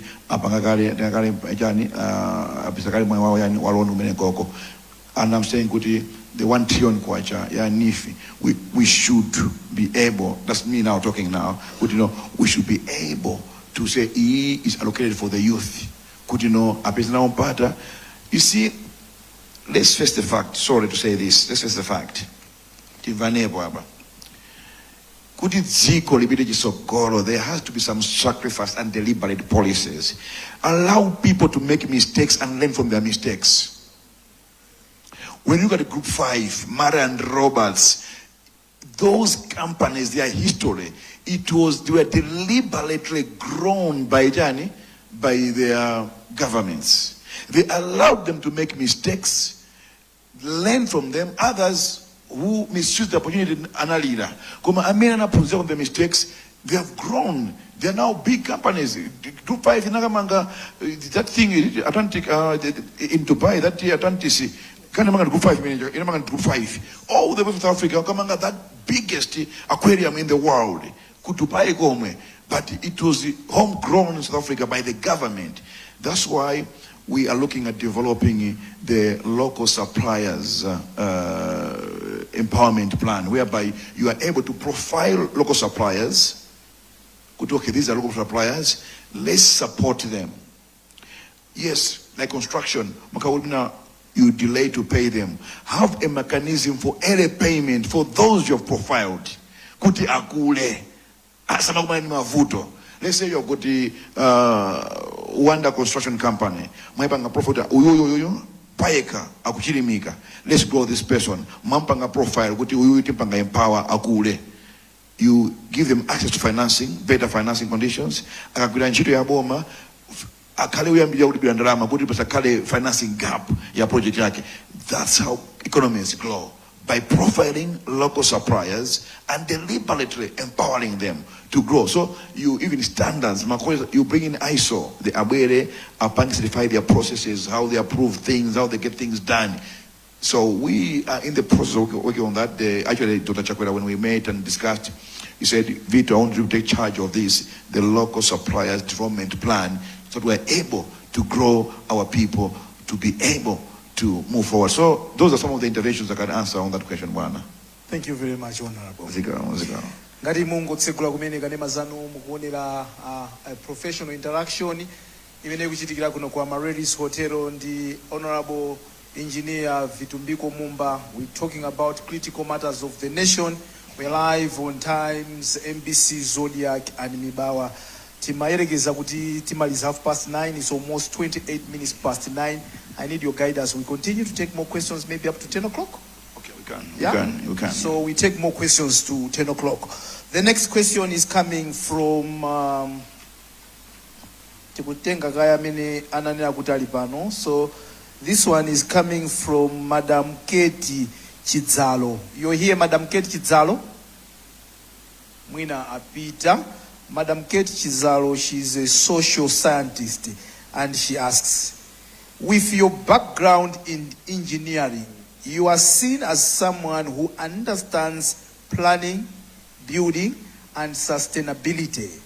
If elected vice president, how will you ensure that government's projects from infrastructure to youth programs are not just ambitious on paper, but delivered transparently, sustainably, and in ways that directly improve the everyday lives of Malawians? One of the reasons why our economy is struggling is because of unfinished projects or delays in completing projects. And most of the projects are political. Let's face the fact. I know a country where I worked in Namibia, the Rose Authority. No one, campaign in Botswana, I worked there. No president, no party campaigns. If it gawina, zamangaseu. If it gawina, zamangaseu. They have got master plans that must be followed, approved by the National Planning Commission. What you campaign on is good. This master plan, you know, good up in 5 years, for 23 years. How? More and the like. But we have seen since 1994, whereby projects start just a month or two before elections. After elections, I mean, a good example in Neno Road, Chingeni to Neno Road. Umanguyamantama Franco. Unayamba 2014 kusia banjira. 2019 kusia banjira. It's only us, records are there. Tauyamba 2022. We're struggling with finances, of course, but we're pushing Mambagono, Ubangi Dasia Unja. 2022 was 3 years before election, so it's not a political project for us. What is my point? We should come to a point whereby we say enough is enough. I've always said, as Malawians who have never been angry enough at the mess that these things create and cause for our country, especially economic development. So we should come to a point whereby projects are not politically motivated, but rather a necessity based on the economic growth indicators as planned by the National Planning Commission. That's why earlier on I spoke of coordination of macroeconomic policies. Are we pulling in the same direction? I gave an example of RIBM, Ministry of Finance, as well as NPC. Now, these projects, one of the major causes of inflation as well as economic downturn is the time infrastructure projects take to be completed. For instance, to Mangare line ya Malaka to Bangula, we said we'll raise funds on the local bond and finance it. People are not forthcoming to invest, and the government is funding slowly. A project that was supposed to take 2 years is now 4 years, simply because of financing. We must come to a point whereby we say, Tindrama Zingate. Yes, we need 5 roads. We can't start all the 5 at once. Let's focus on one and finish it, get done and dusted. We go to another road. In that manner, you see the effect even on the inflation and even economic growth of our country. The delay in our economic growth is because we tend to do many things. Now, he asked me a question as an engineer. As an engineer, we normally give right advice to politicians. But now, as an engineer who is now this side, I can assure you that will be history. That will be history. Let's be practical. Let's do what is right. Let's do pangono as long as we are able to finish a road and complete. Not good pangono. I know, no, that one will never take us anywhere. Thank you very much. Thank you very much. Our next question is coming from Manasseh Mukondia. You're here, Manasseh? Yes. So Manasseh Mukondia is a teacher. Your ID number is 190, and you ask, society that is self-sustaining, innovative, and inclusive. Question seems to start. Okay, let me just proceed. However, youth empowerment. I just want to check whether it starts from here or. All right, maybe let me start from here, which says. Youth empowerment seems to be overlooked, and even where efforts exist, they often fail to address the real challenges young people face. For example, many young people in rural areas are still struggling with poor access to quality education, mental health services, technology, and reliable information. In addition, some empowerment programs that focus only on educating girl child or supporting the boy child risk overlooking the broader reality that both boys and girls face struggles and need collaboration rather than competition. I think there's some text that is missing before and also after, because there it just ends so I hope I've captured what you wanted to ask, right? Mr. Mkondia, I've missed it? So maybe we'll give you the microphone. Can you come forward, please, quickly, so you can just ask exactly what you wanted to ask? With your permission, sir? Yeah. Please be direct. It's just a question. Okay. The background I've already said, yeah? Exactly. So my question is, how will you ensure that every boy and every girl, regardless of gender, location, or economical background, has equal access to quality education, mental health support, empowerment opportunities, mindset in transformation, and the tools needed to reach their full potential? Thank you very much, Mr. Mukondia. Sir? I must confess, that's a tricky one, the Saname. Look, there have been another school of thought that today a boy child is faced with an over-empowered girl child. The focus has been on girl child. But the idea has always been good, because our society has always marginalized girls. Now, I listened to a debate whereby people were arguing that at the present, a boy child has been neglected, such that a boy child has to contend with an over-empowered girl child. I can't give a clear answer on that one, I should be honest, but here are my thoughts. In as much as we are having conversations along empowerment of girls, there's been nothing on the boy child. The equality has not been there. We raise a critical issue of access to education in rural areas. It's pathetic. It is pathetic. It is pathetic. I was in the constituency where I'm constructing school blocks and a few other things. So this other day I took my kids and my wife along, that let's go together. So I told my kids, look, these are the classes that your friends are studying from. I could see the faces of my children, like kukumodwet. Then when I was addressing the chief said, "Vana vitu vakwendanga 12 kilometers kupita ku CTSS to and fro. Kupita ku CTSS every day. Now imagine the rainy season. It means asika na maga they don't go to school. Now when they talk of girl empowerment, I believe those are some of the things. Manyamata can withstand that. Kumaenda daily 12 kilometers, 24 kilometers, to go and come back, 24 kilometers every day. Nyamata tokwanisa. But in Sikana, pain and so trouble. Maybe that's why there's that issue of girl child empowerment.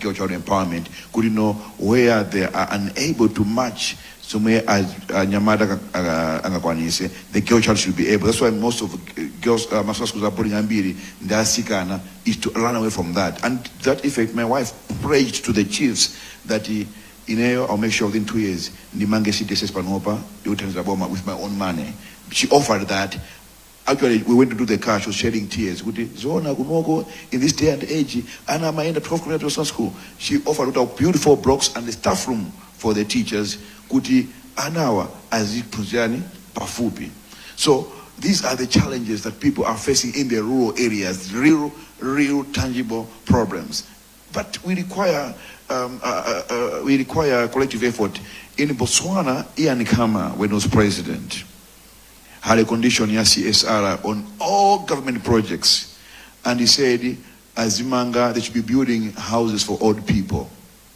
Once you win a government contract, as part of corporate social responsibility, umange nyumba, kumeneo kukachitoko, pesa panga identify 2 or 3, depending on how much you can manage, build them houses for old people.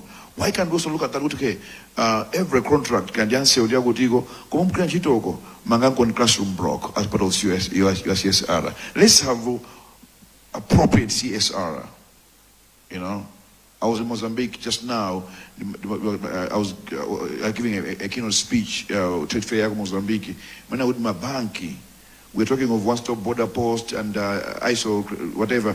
Instead of doing other CSR and like, why can't you also invest in this, because it affects, it helps your business, your customers who are doing business to access easy services per border and even getting certified to export their products. I think we need to, as a country, we need to start looking at those and borrow from Ian Khama that the government projects as part of CSR, kuwape mphantu haja, kuti teka ni nyumba or teka ni makasum blocks where the private sector must take a role in helping the government to achieve its mandate of giving services to the people.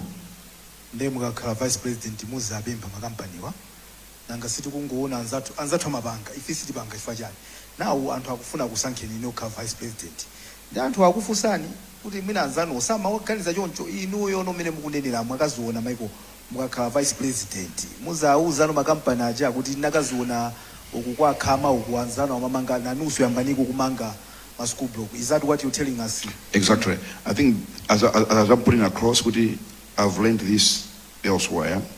Those are some of the ideas we should be championing. We look at our Nabanoba, can we move this way forward? Those are the things that coming from this end, I will be championing, proposing because remember it's a collective effort, it's not one man's show. But it's one of the things we can push forward. Thank you very much, Honorable. We move to the next question. The next question is coming from Lloyd Chirambo, and he's also a teacher. Mr. Chirambo, you here? Yes, here is your question, Mr. Chirambo, to you, sir. He says, Honorable Engineer Vitumbiko Mumba, how are you going to improve education standard in Malawi when voted into power on the 16th of September? Follow-up question. Why should a teacher vote for MCP on 16th September? It doesn't get more specific.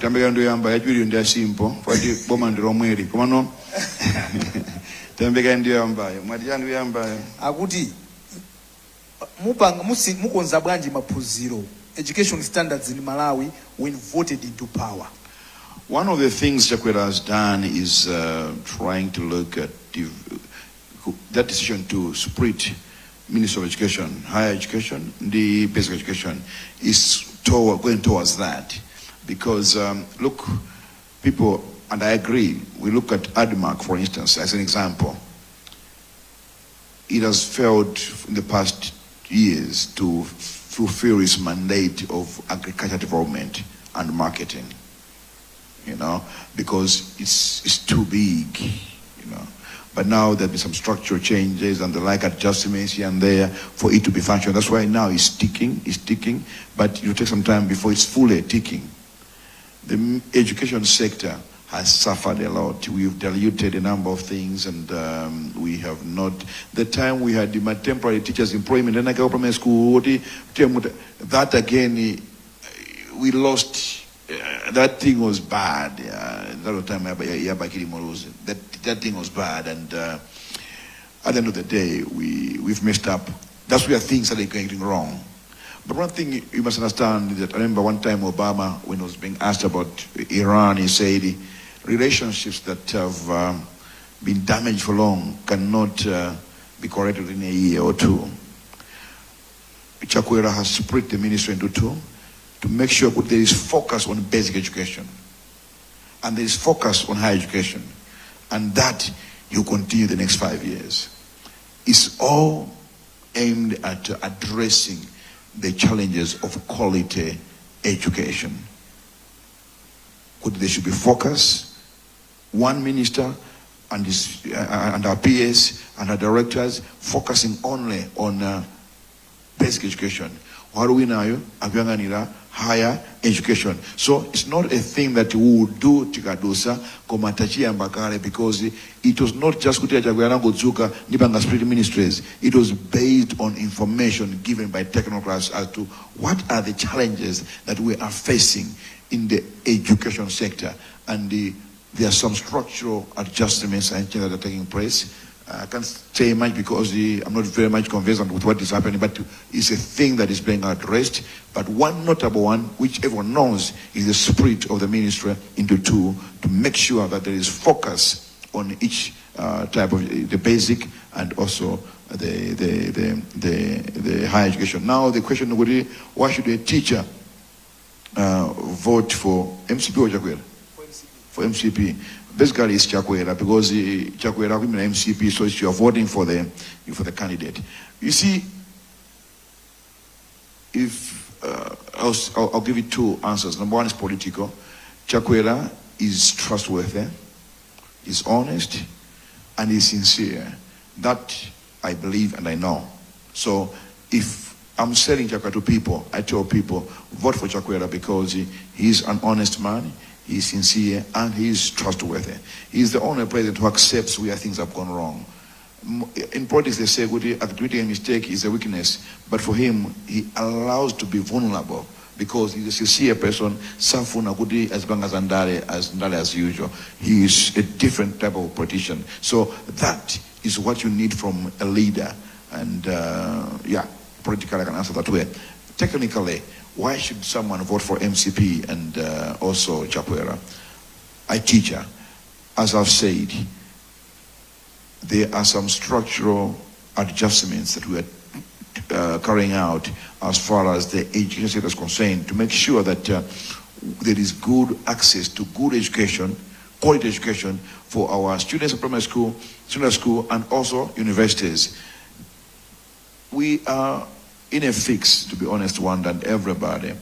I've got my cousins, my nieces at Bunda, at the university, at Mobas. The situation is very bad and terrible, whereby they have to rent houses, they have to cook and that. Instead of the student focusing on education, the student spends most of the time focusing on their welfare. And what type of graduates are we getting from education, from colleges? Those are some of the things that we are discussing internally. Can't say much today, sorry my brother, but the discussions are there looking at those kind of things that are affecting the education sector. For now, I think allow me to stop there on that question. Thank you very much. We're moving to the next question. It's coming from Panji Winston Kodi Chirwa. Sorry? No, we still have 14 minutes. 14 more minutes of questioning. We have a question coming from Panji Winston Chirwa. He is a lawyer, a legal counsel. He says, is this question starting from here? Zona Apanji, Nanusu Apanji is a friend, is a deputy high commissioner of South Africa. Okay. He says, okay, so here we have the what. What concrete institutional and regulatory frameworks government is putting in place to ensure that the holding of the critical commodities such as sugar, fuel, and cement is decisively dealt with once and for all? Number two, Okay,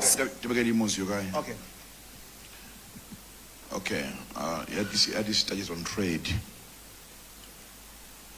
When I became Minister of Trade, I realized the issue of cartels and as well as the hoarding of goods and price manipulation. So I looked at the law, the Act, Business Access Act of 2012, and also Safety Sea Act and many other things. I had to go through them and found that I have no spine, I have no teeth to bite anyone doing that, apart from more fines and all that kind of stuff. Was taking a shop for 2-3 days, but nothing much. Now it's when I asked the president to give us a lawyer, and the president accepted. Within a week, we are given Director of Legal Services, Counsel Chapu Sapili, who is with us at the Ministry of Trade Industry. That eased our work. And his first assignment to Nampasa Guti, I am building a consultation on 2 bills. The one I mentioned earlier, the Essential Goods and Services Bill, as well as the Economic Sabotage Bill, but also to revise the Business Licenses Act of 2012 so that we can put more punitive measures to those people that are holding and many other things. Could you know, we should be able even to revoke their licenses at any point in time or found that they're guilty, whereby it's court, injunction and the like, but it should be clearly laid out that even it will be difficult for him to go to court when you have got concrete evidence. We have benchmarked with other countries. It's happening elsewhere. But because of how our laws have been drafted. So it's a thing that we are working on and we are consulting. I thought by now would have finished, but it requires wide consultation. On the same, Wanda and Council Panji, glad to see you here, and everybody.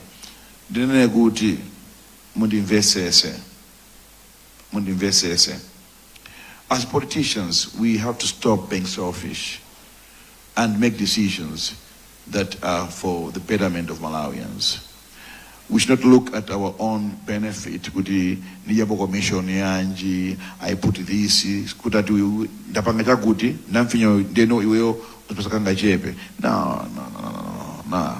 no. You see, that time at the press conference regarding the issue of cement, the calls I received, the PAs and directors trying to stop us from doing that because they knew that some other people who are benefiting from the status quo, their issues will collapse. The pressures we are getting from people, not with the government, but those who are scrupulous traders. My point is, we have to have a strong resolve to make sure that these two bills are passed and are enacted. That is a constitutional framework that we are putting in place at Ministry of Trade to make sure that those holding cement, holding sugar, the critical commodities are punished. And again, the issue of essential commodities and services bill. Tunena ku tea. Many Boma pangira cap price ya fuel per liter. Boma should cap the price on maize, essential goods on what? Services. Kuti chimanga ntengo wake kaduse hapa. It should be by law. Essential cooking oil, chimanga, fuel, fertilizer. There are few, about 7 or 8 essential commodities.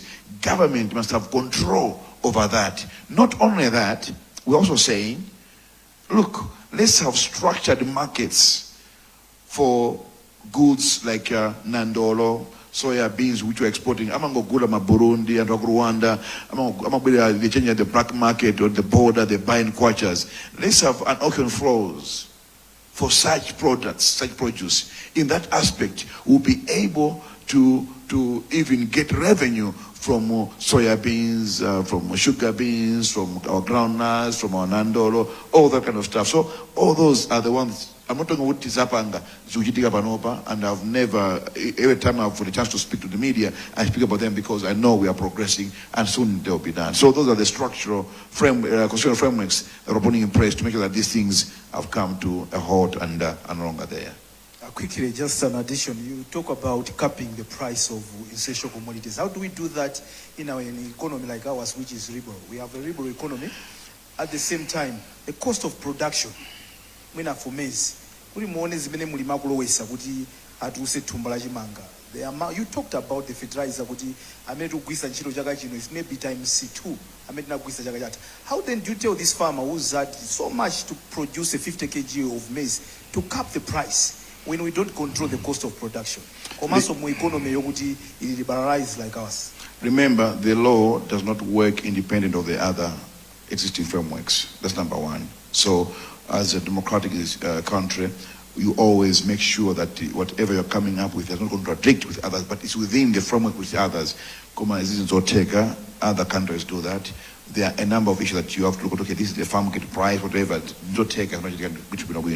It happens elsewhere. Look, we are a liberal economy, yes, but for whose benefit? It was from 1981, 1999, where we liberalized our economy, but for whose benefit? Not for ourselves. The moment we started liberalizing our economy is the time our issues started, our economy started breeding at that particular time, and we've never stopped breeding. Our friends refused to do that. We should look back and say, was this the way to go? That's why Kamuzubanda had his own Tambala food products, had PTC, so that we Amapaka control. When those things were privatized, you saw in a shop like Mabwera, because it was free for all. What are they done to us? Where's PTC now? Where's McConnell? Where's Chipiku now? Because we blindly liberalized our economy, tried to get loans from one bank, but for whose benefit? These are the conversations as Malawians and economists we should be having. Capping prices in a liberal economy is possible. We've done our desktop work, we've consulted our team of legal people and trade officers have gone to other countries where this is working.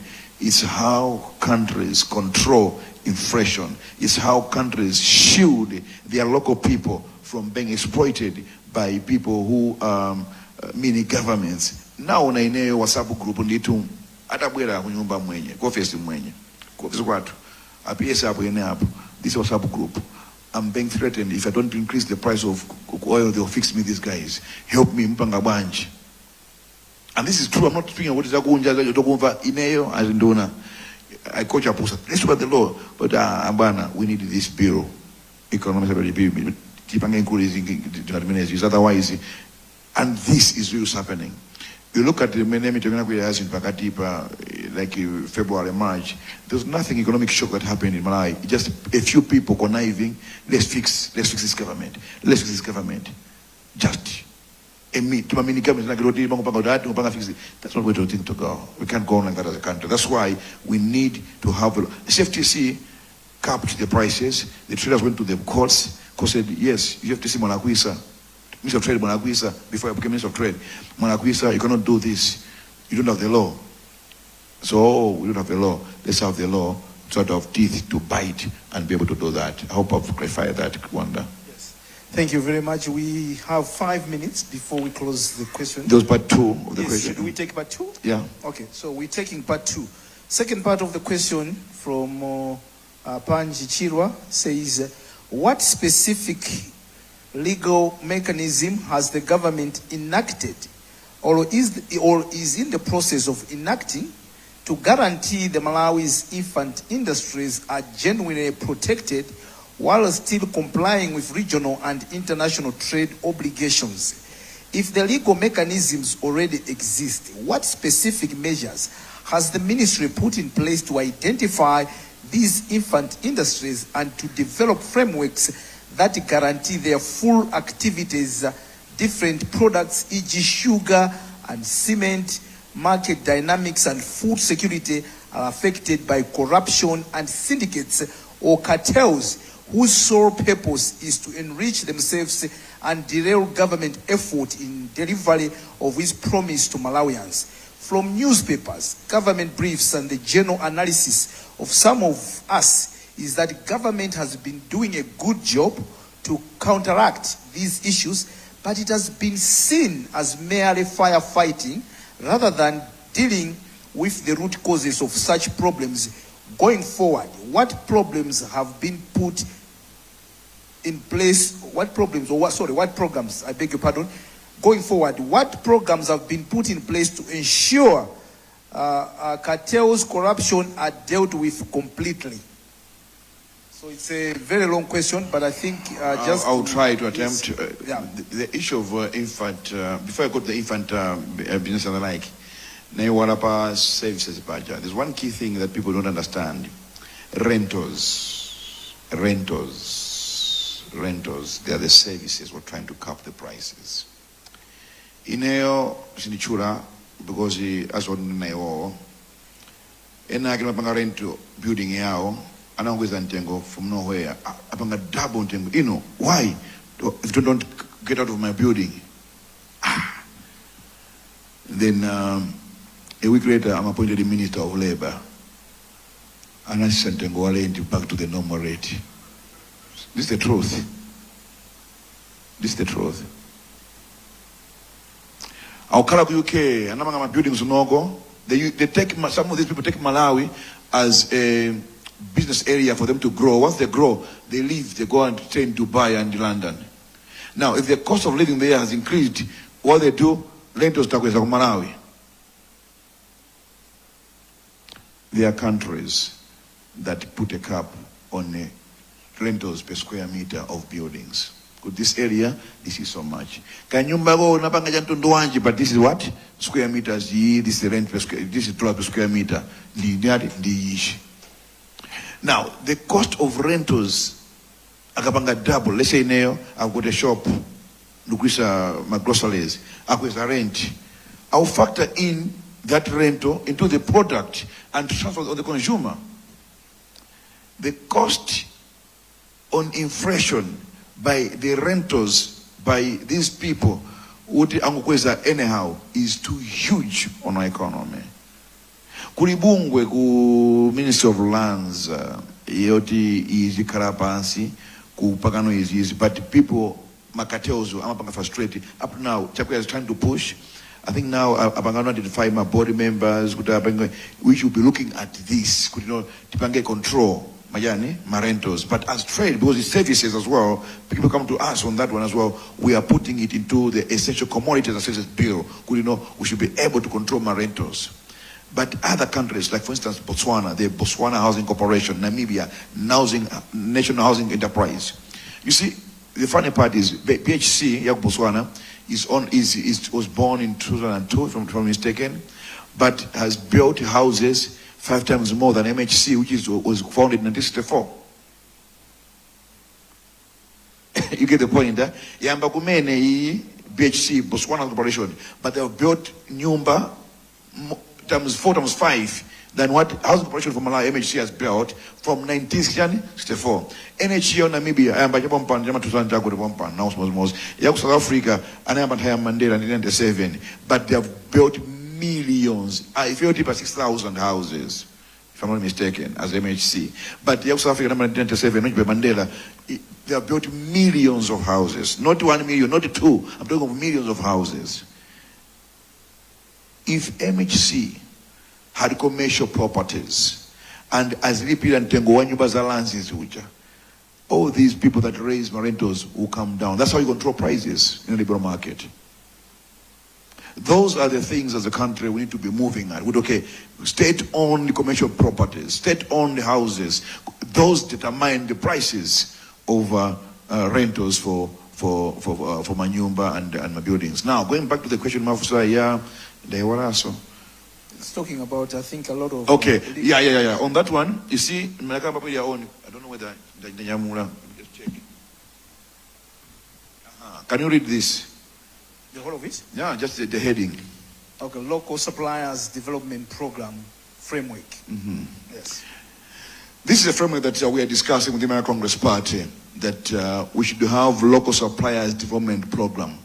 You look at the infant industries, which Councillor Chirwa is asking. How do we identify them and protect them? They should grow for the benefit of our country. So we're talking of the objectives: enhance local content, build supply capacity, promote economic growth, strengthen supply chain resilience, and ensure compliance and standards.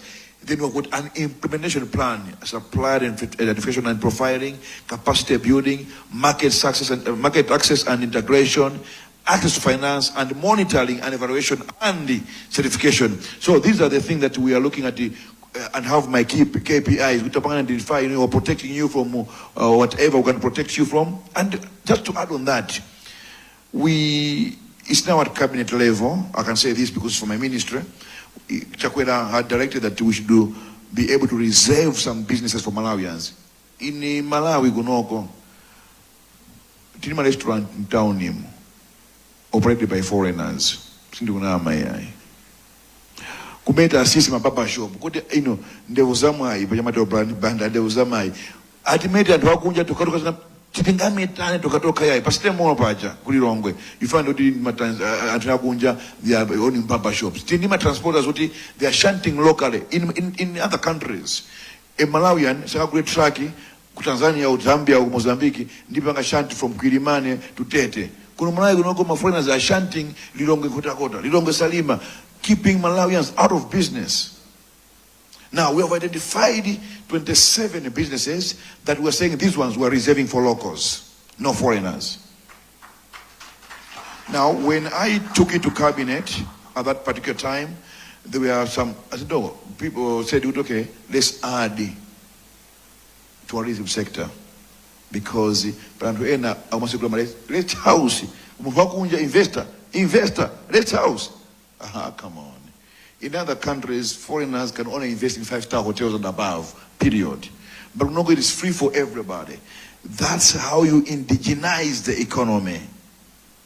If you have left everything in the hands of foreigners. When I was in Botswana, Madam Ankafuna Sekule shop, I want to shop Unogo, I want to open a shop in Botswana, we don't have register. No, boutiques are for locals, not for foreigners. Tinagwanayo. Boutiques are for what? Locals, not foreigners.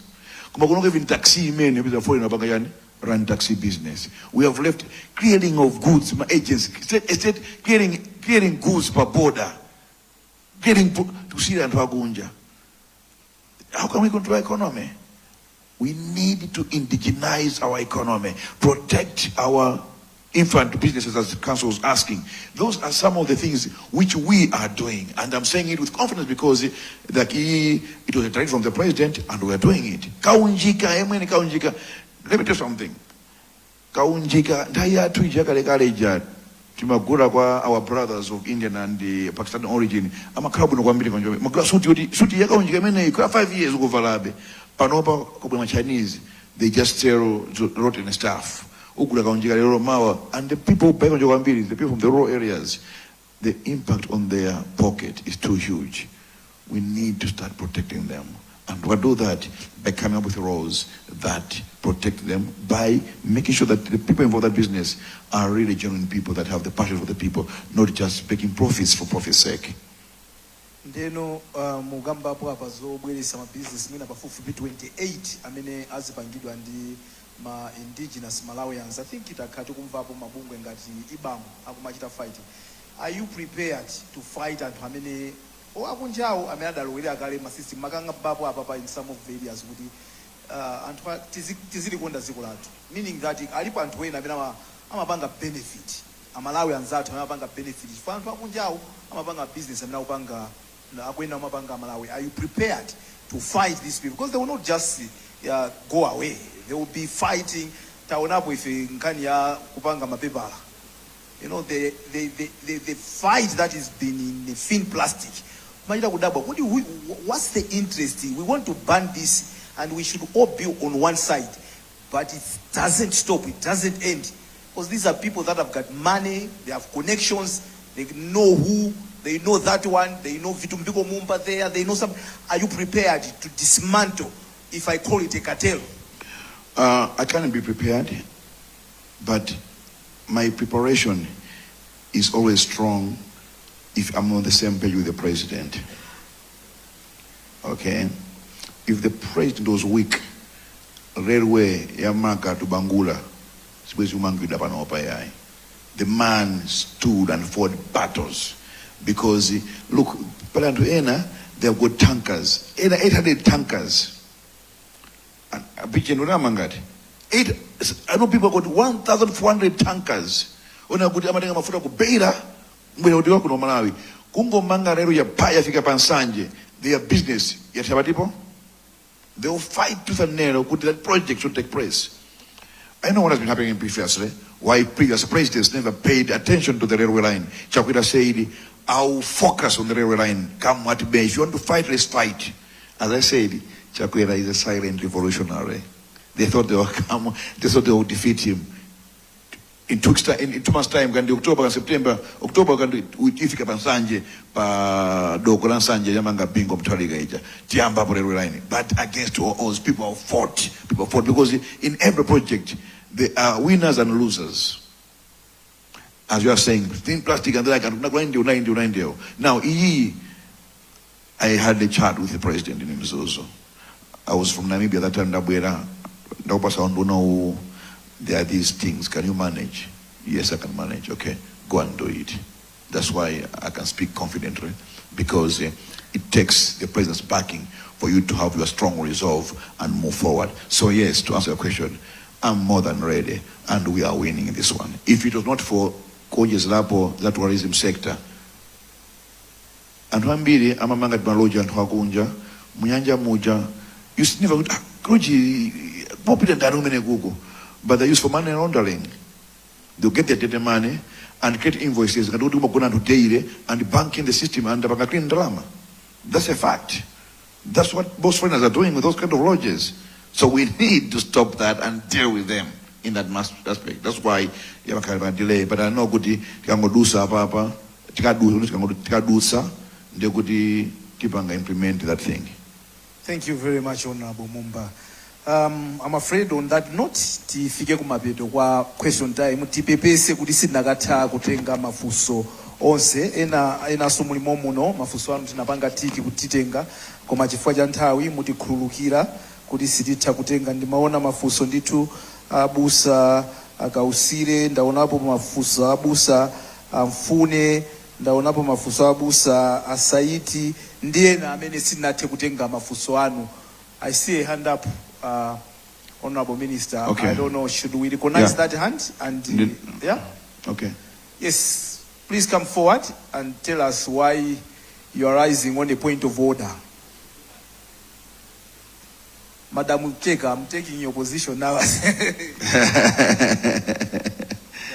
I understand nthawi yatha komano naideka ya zero considering kuti maybe we are not have this platform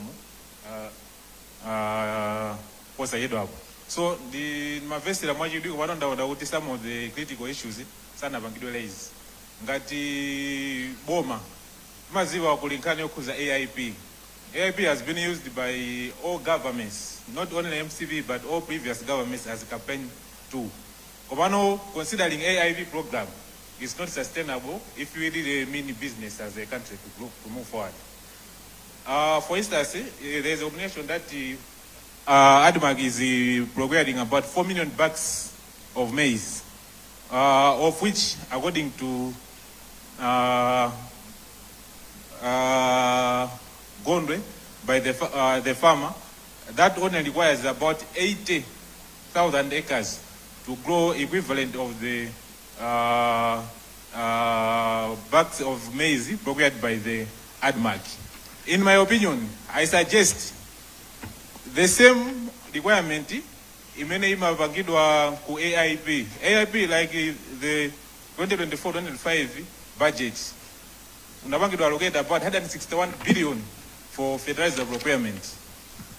Ndrama imene jai if we really mean business timayenera kuti tipange prioritize ma government institutions boma lilime ma mega farms, not allocating the fertilizer to the farmers, because chimene chimachitika fertilizer uja anthu still ma farmers amene amagulisa intended purposes ena as good as amagasiya fertilizer uja kumatiru mwamwera ti. I have heard that. So the question is, Mr. Mumba, I know you seem to have a good will for Malawians. In my suggestion, if you really mean business, consider scrapping off the IP program or consider refining it, the arrangement. Sabange consider ma farmers ngono. Boma libage prioritize ma government farming institutions kabena and amende utekera kwale the rights of Napoleon Zombe and Grand Impasa. Given the opportunity, akoza kulima chimango chokwanira equivalent kuti akozopanga stabilize the market ya Malawians. Sorry Wanda, I understand, but I have one additional question. I also said about to do with energy. Currently, in Tanzania issue kuza Malawi electricity program. Chimene chimachitika panopa system imene amalumikiza magesi amatubisa madera kumizi. Komano you may find out kuti line ya magesi jamata kupanga connect 30 kilometers away. Abanga connect customers akumuzi, customers amene ajawa their livelihood. Some consumption yao ndio chepa to the point wodi return on investment simagulizana and investment imene yapanga construct line kuti ikafike kumene kuchako. My suggestion imene ndimanena kuti they should target the farmers. The purpose is ma farmers aja tika line iwoni started kupita kuminda kuja anthu aja azikalima akalima. Thank you very much. Yeah, Ndindama. Yeah, because I think I see more hands now and you're taking too much time. Maybe if you could just go straight to the question, please. I know you can give background, but just what is that, a comment or a question? Of course, it was just an extension to the yes, where you're talking about that AIP does not work. Yes. So you're asking him whether they can scrap it off. Yes. Yes, so that's understood. But if you can just one additional. Okay, I'll give you 30 seconds, please. Yeah. Okay. The last question is to do with the capacity to Yama gas. Panova, we have more independent power producers, particularly from solar. Komano, the cost of solar. Let me answer you that one. I know the answer. What you're going to do? Number one. Yeah, my mega farms. I think I was going through my document here because I've got what I call the ATMM economic document that I've come up with. And one of the things that I wanted to highlight there is that ADMAC should be able to have mega farms. All right? ADMAC should be able to grow maize and not buy from people, apart from buying from farmers, as really mass 40 people want to import from elsewhere. The ADTs, they should have mega funds. Stations, let them have mega farms. So government must have mega farms as part of food sovereignty, not security. I'm a fan of food sovereignty, not food security. So in trying to address the hunger issues, government must take hold of food security by using ADDs to start working on mega farms, even in prisons. In other countries like Zambia, Petauke, they're about a new prison now, in the mega farm, and they produce ufa, Malawi. You understand? So we need to go along those. They're prison exporting to Malawi. We have ufa many home ShopRite. I've seen it. The owner. So that's what we need to be looking at. The issue of Magesi, I agree with you. He's right. Solar, the storage and other stuff. Kurima designs are 2 hydropower projects along Bua River, Chazombo and Chizuma and Kazombo on Bua River that can produce 50 megawatts. But because Mambuyomo, Amati, we can develop Central region. They were looking at Kwatu. That was the challenge we had at that particular time. But now we need to develop those hydropower stations. There is one on Fufu, South Rukuru River, Fufu hydropower station that can produce 250 megawatts, which means we can be able to export some of the electricity. We can't put all our eggs in one big basket along Shire River where we've got floods and situation every year. Palibe Jaga, Shire River, Kumakarapanda floods, or Mayani, or situations. And our hydropower, there's always interruption in production. So we need to look at the South Rukuru and the Bua River and develop the HEP stations there to feed into the grid, apart from the IPPs are doing with solar. Because solar, indeed, is expensive in terms of surges at night and the like story and the like. So he had the point. I had to answer that one. I think that was your question, isn't it? Thank you so much. Thank you very much, sir, for your question. You will be so I want to ask for guidance. She wants to be taking that microphone to take more questions. Do we have time to take more questions? I can. How many do we take? I'm very confident about myself, as a candidate. Okay, so maybe we're gonna have. Let's have 5 more, then we are done. 5 more questions. Madam, before you give the microphone, I'll be recognizing the people that you give the microphone, because there are those that raise their hands first. So please allow me to point to you where you must go to. First, go to that gentleman that is standing. Okay, and then I think you can come to Abu Samfune. And then there is a gentleman out at the back. Another one there. And lastly, a man in a white shirt. Yeah, please be quick, straight to the point. What is your question, sir? Thank you very much, Honorable. What's your name and what's your question? My name is Lord Melvin. I'm the CEO of Tradex Investment, and I run a few investment companies. Now, my question is, what is the Ministry of Trade and Industry doing to aid youngsters who would like to enter into manufacturing and industrialization? Specific focus being in industries like cement production, fertilizer manufacturing, of course organic fertilizer, which would have an impact on the economy of Malawi. Honorable Minister, this question is coming from a background of myself being a serial investor who has actually tried to put up a few industries. As I'm speaking right now, I have brought in machinery into the country. I stay right in Yonaperi, just 5 minutes from here.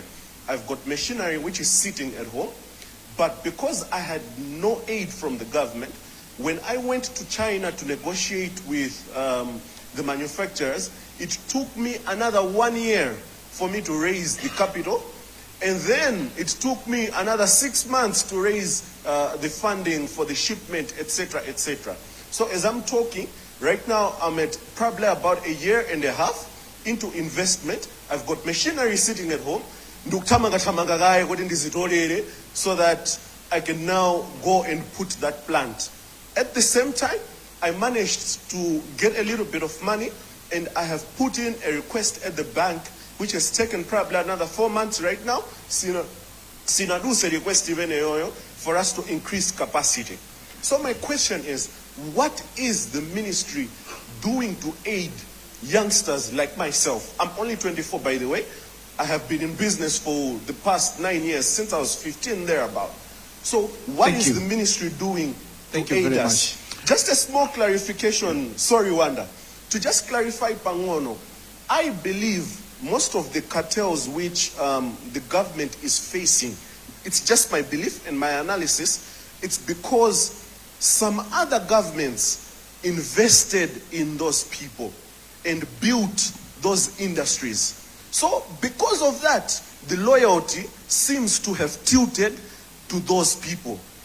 If we could have a government which prioritizes golden eggs, just like what the government of Germany did, the government of Singapore, the government of Japan, where they prioritized golden eggs, raised youngsters like myself, who became indebted to the government, who became indebted to the nation, grew the companies, and then listed them on the stock exchange, as you have said. I think probably that could be the way to go. However, I am keen on hearing from you, Honorable Minister, if you are a man who walks the talk, talks the walk, or talks the talk, whichever, we want to know, to say, what are you doing to aid youngsters like myself? Thank I'm you ready very much. Thank you. to industrialize. Thank you, sir. Can we take the questions, or you'll be answering every question?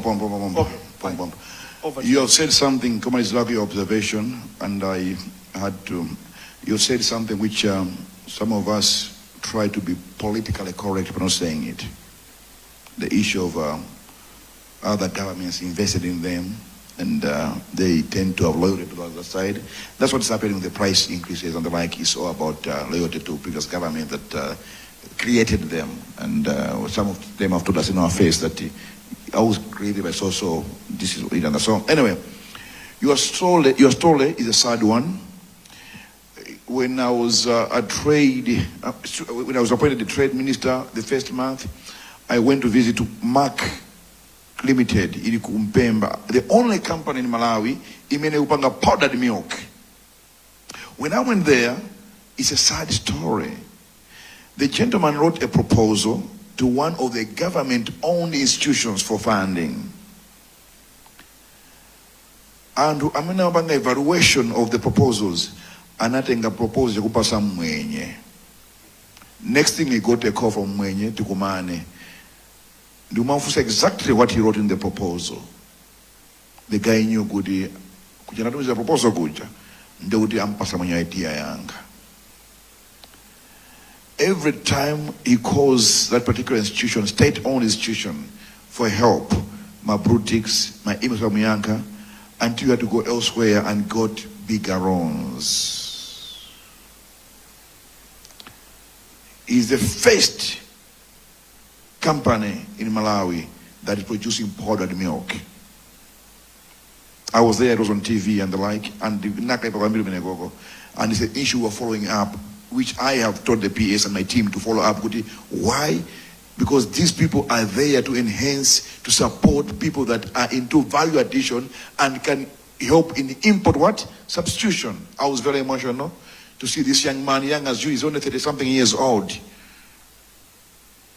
If you saw in the trade fair, Luti Memenda President, some figure not Your Excellency, that's that gentleman. He had to change his route, encourage and console him for what he went through as a young entrepreneur. That's what we Malawians do to each other.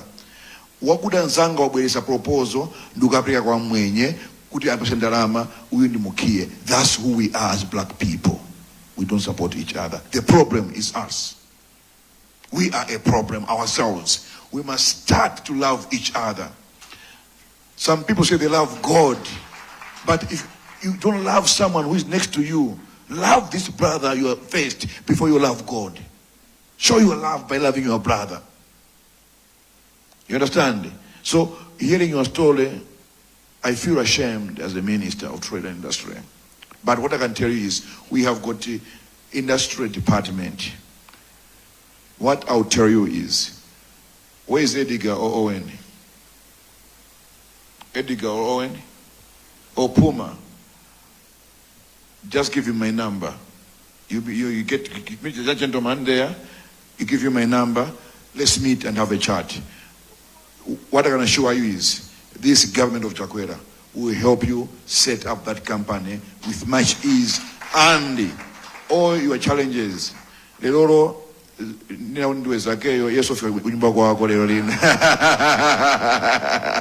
thank you so much. So you get my contact from him and let's get in touch. If I don't do anything, shame me. You understand? That's the challenge I'm giving you. If I don't do anything about it, shame me in the media. Wanda, bring on hot talent. Yes, I'll bring you on TV. Oh, hot talent. I'm doing TV like. That's what I'm trying to tell you. Please get my number and we can get in touch on that one. But I can assure you, this government of Chakwera will help you no matter what happens. That's what we need. Youthful entrepreneurs who can help. The way I was speaking, that's when I said the youth are energetic and angry. That's what I said. That's the anger that we need to harness positively towards economic development of our country. Thank you so much. Thank you very much. Thank you very much. I recognized a hand from Pastor Fune there. Yeah? Pastor Sorry, I am standing as a lecturer. Of course, I'm involved in those things, but I'm standing as a lecturer. We are professional here, so I'm putting on the professional hat. Yes. Thank you so much for well eloquent issues that you've raised. Two things straight. I'm looking at your approach, that it is that of protectionism in trade in a way, just like the way Trump is doing in other countries, and nationalization. That's the way I am looking at from the point of view from my profession, say Malawi School of Government. There are some policy briefs that are there, how we can help to work with the government in such areas. Secondly, one area where I've seen our governments being weak is on the austerity measures. If we can strengthen that area, for example, it was a pre-budget session which I attended 2 past years. We are spending a lot in some of the areas. For example, Lilongwe or Blantyre City Council, you look at all the directors, they have fortuners. Where are they using those fortuners?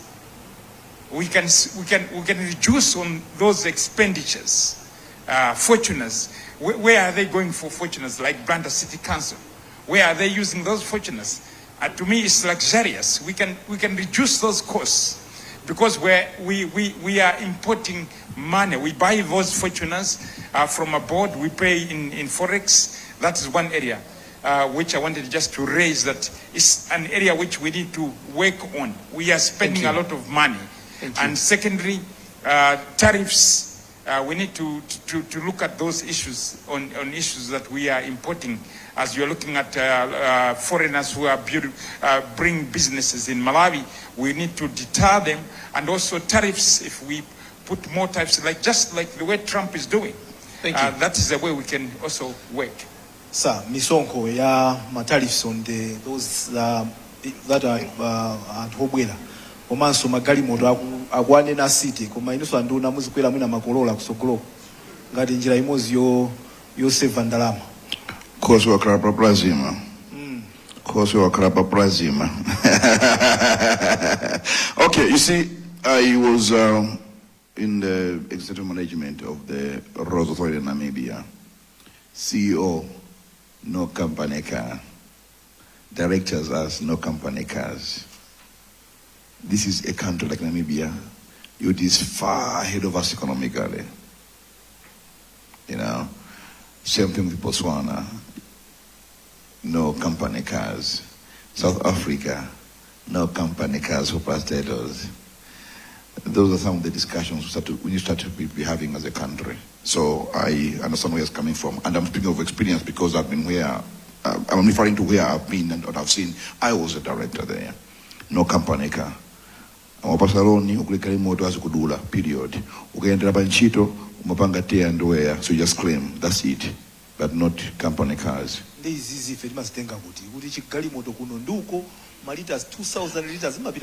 why I'm saying, Goody, these are the conversations we should be having, and it's a point that you have raised. I'm just agreeing with your point, but these are the conversations we should be having. I think I'm glad Baba and in Zanga to very Thank you. Thank you very much. I had recognized the hand over there. Yes, from that gentleman, number 3. And then there is number 4 from that lady. And finally, number 5 from my gentleman wearing a white shirt. There is a microphone coming to you, sir. Ma'am, here. The gentleman is over here.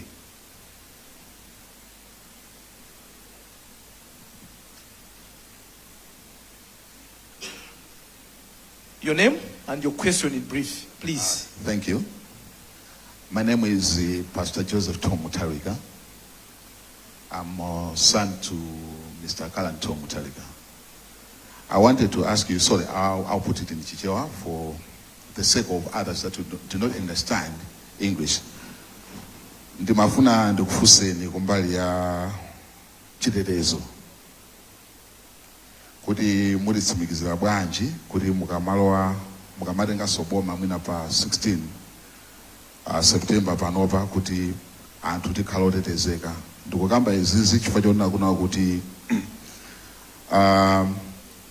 ndaona recently, actually not kuti ndaona recently koma zimene zachitika zona kuna kuti chisanzo cha mbanja mwanga mwaine kuna kuti ng'ono wanga chifukwa chonena kuti bambo anapanga chiganizo chojoina MCP waphedwa nde anthu amene amupha kuganizidwa kuti ndi IDPP kuchita kukhapa khosi. Previously brother wanga wina anapezeka kuna kuti anangosowa 2023 mpaka pano sanapezeke. And in a time when I've been receiving my threats, naza choka mo mziko muno kupita ukakhala ku Zambia kutawa in fear of and having amapereka my threats kuno kuti they could harm us because of the decision that my dad did by joining MCP. Then I want to ask kuno kuti in our country, how safe are we and how safe are we going to be as the citizens of this nation?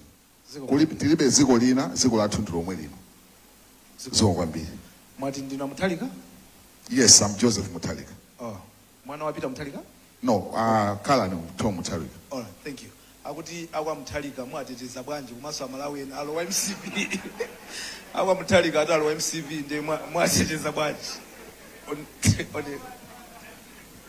That question is emotional, to be honest, because in no way we should be living in a country whereby people are threatening each other. That's why earlier on I was speaking of mini governments,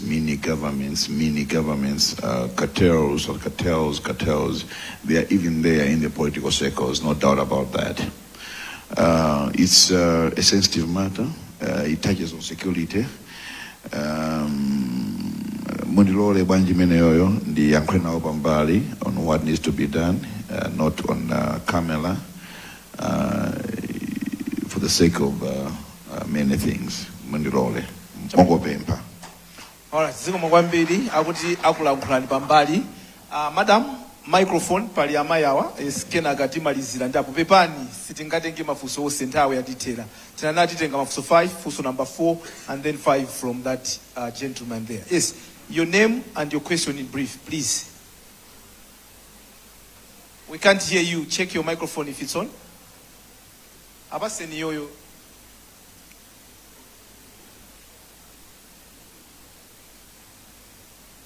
Sorry to ziko mwambiri. My name is Lillian Azizi. So inayo fuso yanga ilikumbali ya mafanya fuso now. By any chance munapita kwa immigration recently? Bwana? Fusani. Uyu ndi andi paso. Yes, I'm here to do that. Okay, I've been there. Yeah, because I think it's in every person's birthright to own a national ID Exactly. and a passport for free travel. Exactly. Yes, so me, I've been a diaspora for a long time, and I've listened to you. I personally came back home because of the speech that Mr. Chakwera did at the Independence Stadium when he was inaugurated, and started a business here. But as a Malawian now, I cannot travel because my passport is not with me, yet in Naturugabudi by 21 May. For 2 months, they couldn't find it. And when they found it, they're still not giving it to me. I don't know why. So I don't know and also why you don't fire people if they don't work. But I think you have to look into it because it's really, really a big problem. It's a mess. When people go there, they are piling up each other. It looks like a hospital. And with Matenda, Baba, or COVID, that is the one place that we should be suffering from, because there's a lot of people queuing, trying to get their passports. They can't find their passport, or they're not given their passport. There's no system in place. You pay passport here 180,000, you pay passport here 50,000, we back you in Mozi. Doesn't make sense. There were 180,000 you Saguranja of VIP treatment. I paid 180,000 in May until now. I'm in my country, but I'm like illegal. Panova. Thank you. Thank you. I'll be very careful. I'm just joking. You see, my brother, the young entrepreneur, the 24-year-old, said a statement about business cartels that are loyal to previous regimes. It's not only in terms of business, but also in terms of service provision and even employees. One thing we must always appreciate is that our President Chakwera has got a magnanimous spirit, magnanimous heart. He's a father of everyone. He looks at everyone as a Malawian, irrespective of who they are or the political affiliations. Yesterday I was in Cholo district. Nakaendera office ya DC, a magnificent district office at Cholo, and I was talking to Brown Binganjira and the people there that, look, Chakwera only got 14,000 votes here, but has built the best DC offices in Cholo. It's simply because he does not look at where I got less votes or more votes. He looks at what needs to be done and where needs to be done. That's the magnanimous spirit of Dr. Chakwera. Many people have made calls that people at immigration in Indiana should be removed in the DPP, in the Makadata and the like. There's a thing, one needs to navigate properly because, we know because, first of all, it is no proof that in Makadata, but the performance is what people are crying for. The performance Banje Maka. Is it the employees? Is it the service provider? Or is it the system? We are in a difficult situation because in terms of passports, many countries are using the fifth, if not fifth generation chip for my passports. We are still on the first, if not second generation chip. Now, to get a fifth or fourth generation chip is expensive because just the price of a chip, you have fourth gen, is almost the same price of the passport, 180,000 kwacha. You understand? So, we are by maintaining the second chip or first. I don't know. Are we still in the first generation chip or second generation chip? It's a chip. It's a chip in terms of price. In terms of Komano, the benefits are Deutsche Pelago than my fourth gen or fifth gen chip because of many other things. Now, there's a lot of discussion around it. It's a bit political, one or the other, but at the end of the day, service has to be given to the people of Malawi because people have to travel. Someone in college, it's like she had to vent all her anger on me as if I'm the Minister of Homeland or I'm the Director of Immigration. I was supposed to go for my master's degree and there was a scholarship younger because of this government. And I took on a long message. I responded after a week, but it's an issue that is being looked into. I know we have had discussions. Baba is my witness. It's almost, I can guarantee you, it's almost solved.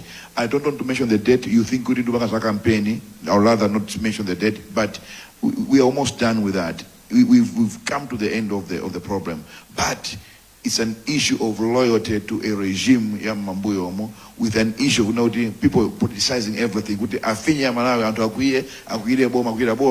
It becomes political. So it's all political about people who are still loyal to some regimes. Instead of being loyal to the government and the people, they become loyal to a party that rules the government. And that's what we must win ourselves from. That's why I speak of people of politics.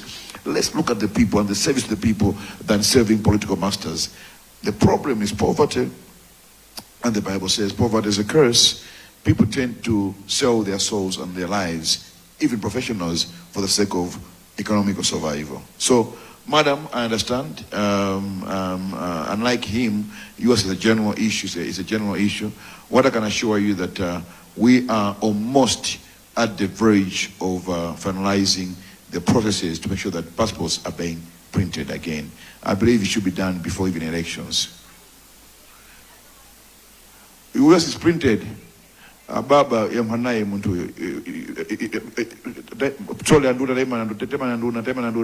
meet him afterwards, the Minister of Transport. Okay, then you handle it for you. I know why, because he's involved at some point in time. So just with him, he'll help you to get your passport. Yeah, I think, so in general, he answered the whole issues to do with passport issues. In particular, I think you're going to meet Honorable Malondera so that you can discuss about your personal issue. But I think he was attempting to answer now in general the issues to do with passport. But I hear they are printing in Lilongwe. They haven't started printing in Blantyre. You say it's because of systems. The thing is, it's IT staff. I'm told it's IT staff whereby we do it. Printing until it has, the system, self-improvement as you go along. Once it's fully set, you now transfer it to another journey, another center. So I also believe that. That's why I'm saying next week, when I say before elections, I know by before elections, Nzuzu, Mangochi, and Blantyre, they will be up and running as well. Thank you. Yeah. We have now the last question from, my gentleman. Thank you. No, he's asking his last question, not you, sir. Thank you. Thank you, Honorable Minister, and thank you, Mr. Wanda. I'm Boniface Kadzamira. I've got just two quick questions. The Minister complained about the distances children have to walk to school, which is a sad situation happening across the country.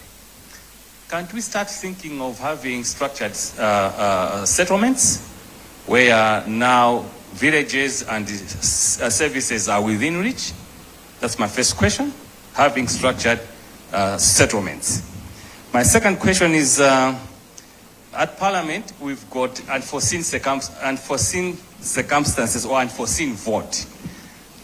Why can't we have innovation or invention vote within Parliament that can be used to support the young innovators and inventors to grow their business into industries? That's my second question. Thank you. You see, I've always argued jokingly. I remember one time I was driving with Panji, the Deputy High Commissioner of South Africa. We were driving somewhere. I said, Zikoli Japan about the way people think and do things. Banji ton setungo samu kalipite kunja. Tiambile so one by one. Come up with based on how many have been, they should be tested how many have been exposed enough to handle these issues. So the issue of settlement, such a settlement here, can only work with Obuino when you have set the button, the whole. In other countries they are doing that, but it's because of the less population. Brazil, for instance, the Sao Paulo city, they have moved the capital city, Brasilia to Sao Paulo. It's like a new settlement altogether, a new city altogether. We are trying to do that in Lilongwe, to have a new settlement like Airport Ikuja. It's practical, it's doable. I think it's a thing that I've learned again. I think it's an idea. As I said, I'll be learning from them. They'll be learning from me as well. It's a thing that is a point taken, Honorable Kadzamira. We need to look at that as one of the ways. Like if you go to Botswana, I love Botswana. If you go to Botswana, That's what it is in Botswana. My settlements, structured settlements, whereby you've got this settlement, you've got ShopRite Konko, you've got Skuru Konko, primary, everything is found within a radius of 5 kilometers. That's how it's structured. Even the cities, the villages, every service, public service, is found within a radius of 5 kilometers, and that's where we need to be heading to. That's why 2019 manifesto MCP in Kakamba Zoti Bakari Chipatala every 5 or 10 kilometers. That was the idea. Yoti Pakarika Health Center every 5 kilometers. 2019 our manifesto, we said 5 kilometers at every health center.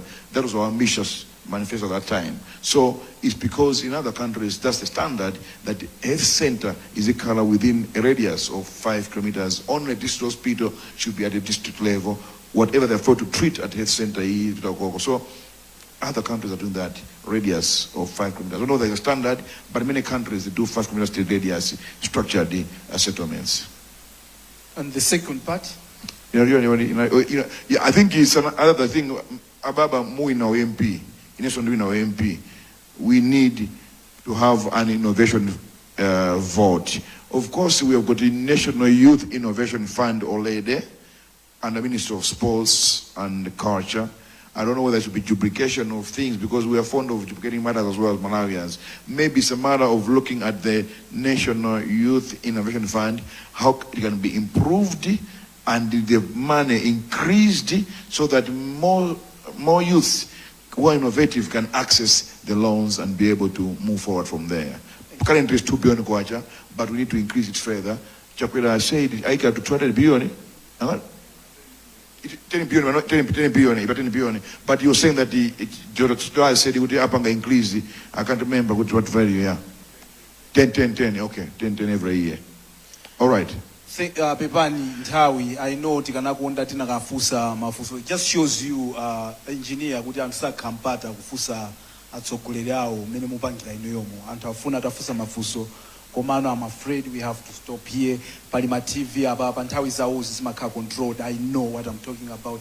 We can't continue to hold them here unless anania kuti mwina tauti gara 30 minutes. Yoti koza uchita nawe engage. Yeah, what happened that after this, I'll still be here. Yeah, we can engage and interact. Yeah. What I want to do is just before you close, Wanda, you see, thanks for coming, everyone. You know, I want us to be having these interactions. Next, I'll stop in Lilongwe at some point in time, then again in Zuzu, then Mangochi. Let's be having interactive. I'm learning. Like the problem of that young entrepreneur there, my sister here, I've also learned about the issue of structured settlements, these ideas that I'm getting from you. And it's through this, iron sharpens iron, it's through this that the leaders can be made better. We should not be focusing on pointing at problems. Let's have interactions like this, and that's what I'm offering Malawians, that as a young politician, though I'm not a typical politician, I want to do politics differently. Let's engage. Engage, but let's engage, then re-engage until we get to a point whereby we have a better Malawi for everyone.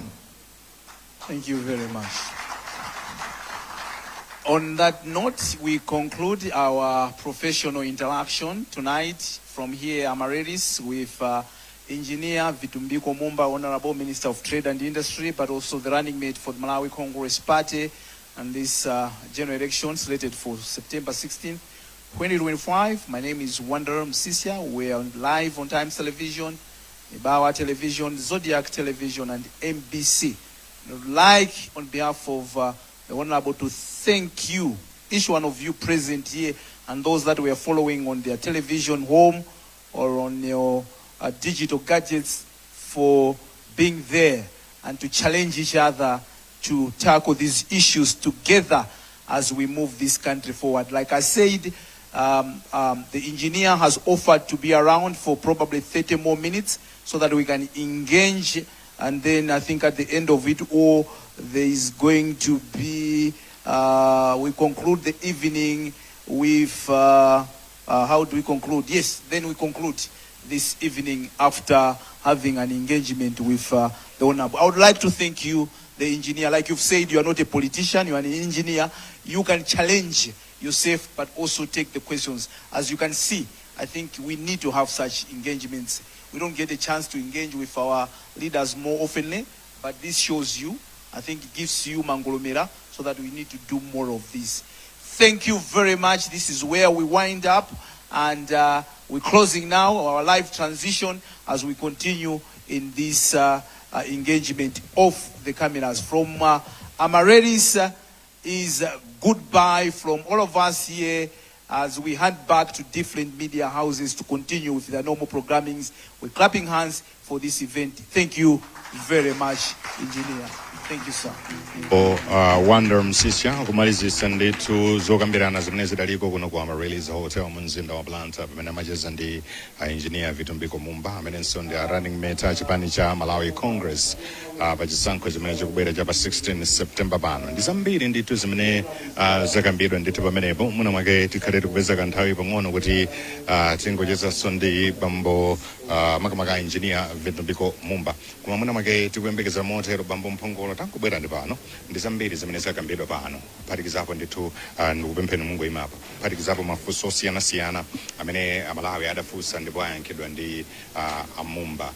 What do you make of zimene zachitika pamodzi pano? Ndikuzana kuti pachitika zinthu zapamwamba kwambiri chifanira kuti mina amene anthu amamvera moderator kuti anthu analibe ndi chidwi kuti ali ndi mafunso ambiri mwina zinthu zachonchi zimasowa anthu amasowa mpata olumikizana ndi atsogoleri awo kwalankhulira zakukhosi taonapo mwina ena akubwera poyera ndati inetu ndinapanga za passport yanga ikanika kutuluka nagula mashini anga ikanika kugwira ntchito so zati anthu mwina tikhuzanena kuti si zinthu zija zoti mukhuzana kuti stage ndi zinthu zimene ndithu anatenga mafunso kuchokera kwa anthu alive so zatipatsa chithunzithunzi yonena kuti amalawi amasowa nthawi yomapanga interact ndi atsogoleri awo kuti azauza zinthu zina nthawi zina anthu amangoziona mwina mwake amumba kapena asadakhale kutanganidwa ndimafuna kuti tingoyesa kuyankhula nawo ndithu pang'ono chabe amakamaka mogwirizana ndi zimene ayankhula engineer Mumba. Chimodzi chimene tatolapo chachikulu chimene mafotokoza maziro ano nchonena kuti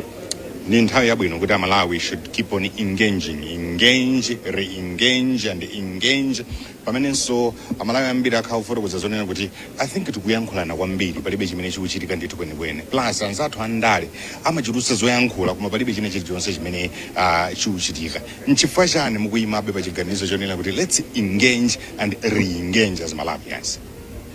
We should engage. Where things not working, engage again. Not working, engage again until things happen. That's why I use the word engage, re-engage, and again re-engage until something happens. It is important because people say politicians, they don't act, they just talk and talk and talk. But I'm an engineer, I'm not a politician. That's number one. I am an engineer, not a politician. It's because of circumstances. You say, okay, what is into Smavuta Padipo? And to Smavuta Padipo into. Can't I be there? That's why I'm there. That's why I define myself as an engineer with a passion for political leadership because of the situation. That's why I'm an action-oriented person. So no politician has done what I've done today. It's because I want results and action. Zimoni kuti mayankho aja they are more driven kuti athandize munthuyo koma mwina mwake generally ndi anthu ena ambiri amene akumana zimene zitopereka zitsanzo zingapo nyamara wa business wa zaka 24 pali nsikana uyo amene akukamba nkhani yogwirizana ndi passport koma chilipo china chiguluso cha anthu chimene chikudutsa mavuto ngati amenewo mukuyang'anirapo kutani kwa anthu ngati amenewo? Mutamvesa bwinobwino imene yankhira muja monga nyamata uja nayankha kai in a broader perspective then now zoomed pa iyeyo kuti tikumane tione kuti potise agent mara is currently happening. Let's help him. We have got a department out here industry ndikumene aina mapita anthu awa tidawina kuti ndi EDF export development fund is supposed to finance that man. Tindi make is supposed to finance that man. Why are they failing to access it? That's why I want to see him. Kuti unapita ku DF, unapita ku Megi, zinakhota patiko. And when khota hapo, that's where I'll come in and make sure that ujani ziteke. Ngatalipo wa Mark, nakamata wa Mark, we had to come in. Eskom transformer and the good transformer is now operating on the third phase, three phase, and the like. Sikana yoyo, I ananga broader perspective. Then she came back with Inyanga. Okay, because of that, talk to Baba because I know he's involved one or the other in terms of at that level, yeah, cabinet. He can help her to talk to the right people and get her passport back. But I had to explain the broader perspective of it. We are producing passports in Longwe, but before elections, Mangochi, Blanta and Zuzu, they'll be working. So if you listen to Nobino of Swaja, Magamba broader perspective before zooming in, Pamutobodi, Agamomono. Mapeto kwake Mumba yo a realist. Malawi amanena kuti Malawi papeda atafika padaola palibe sotere kukuchira. Pano pate ndingo zisiya zinthu. Ndingo zisiya Mwamba.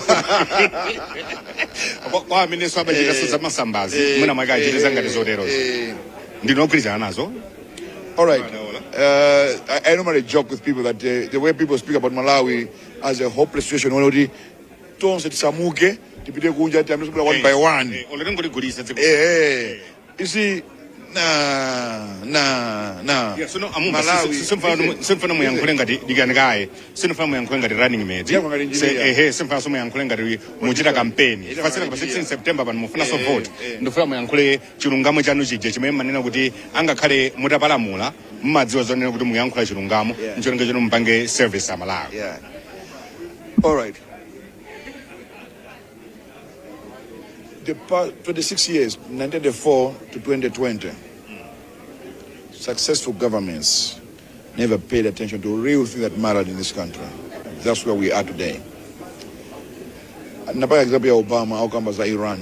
Na kuti maobade ute nao so kunegea 1979. Sanga konzeke within one term of an office ya happened to Obama. And it was right. Up to now, Obama wa America and Iran should be nobe.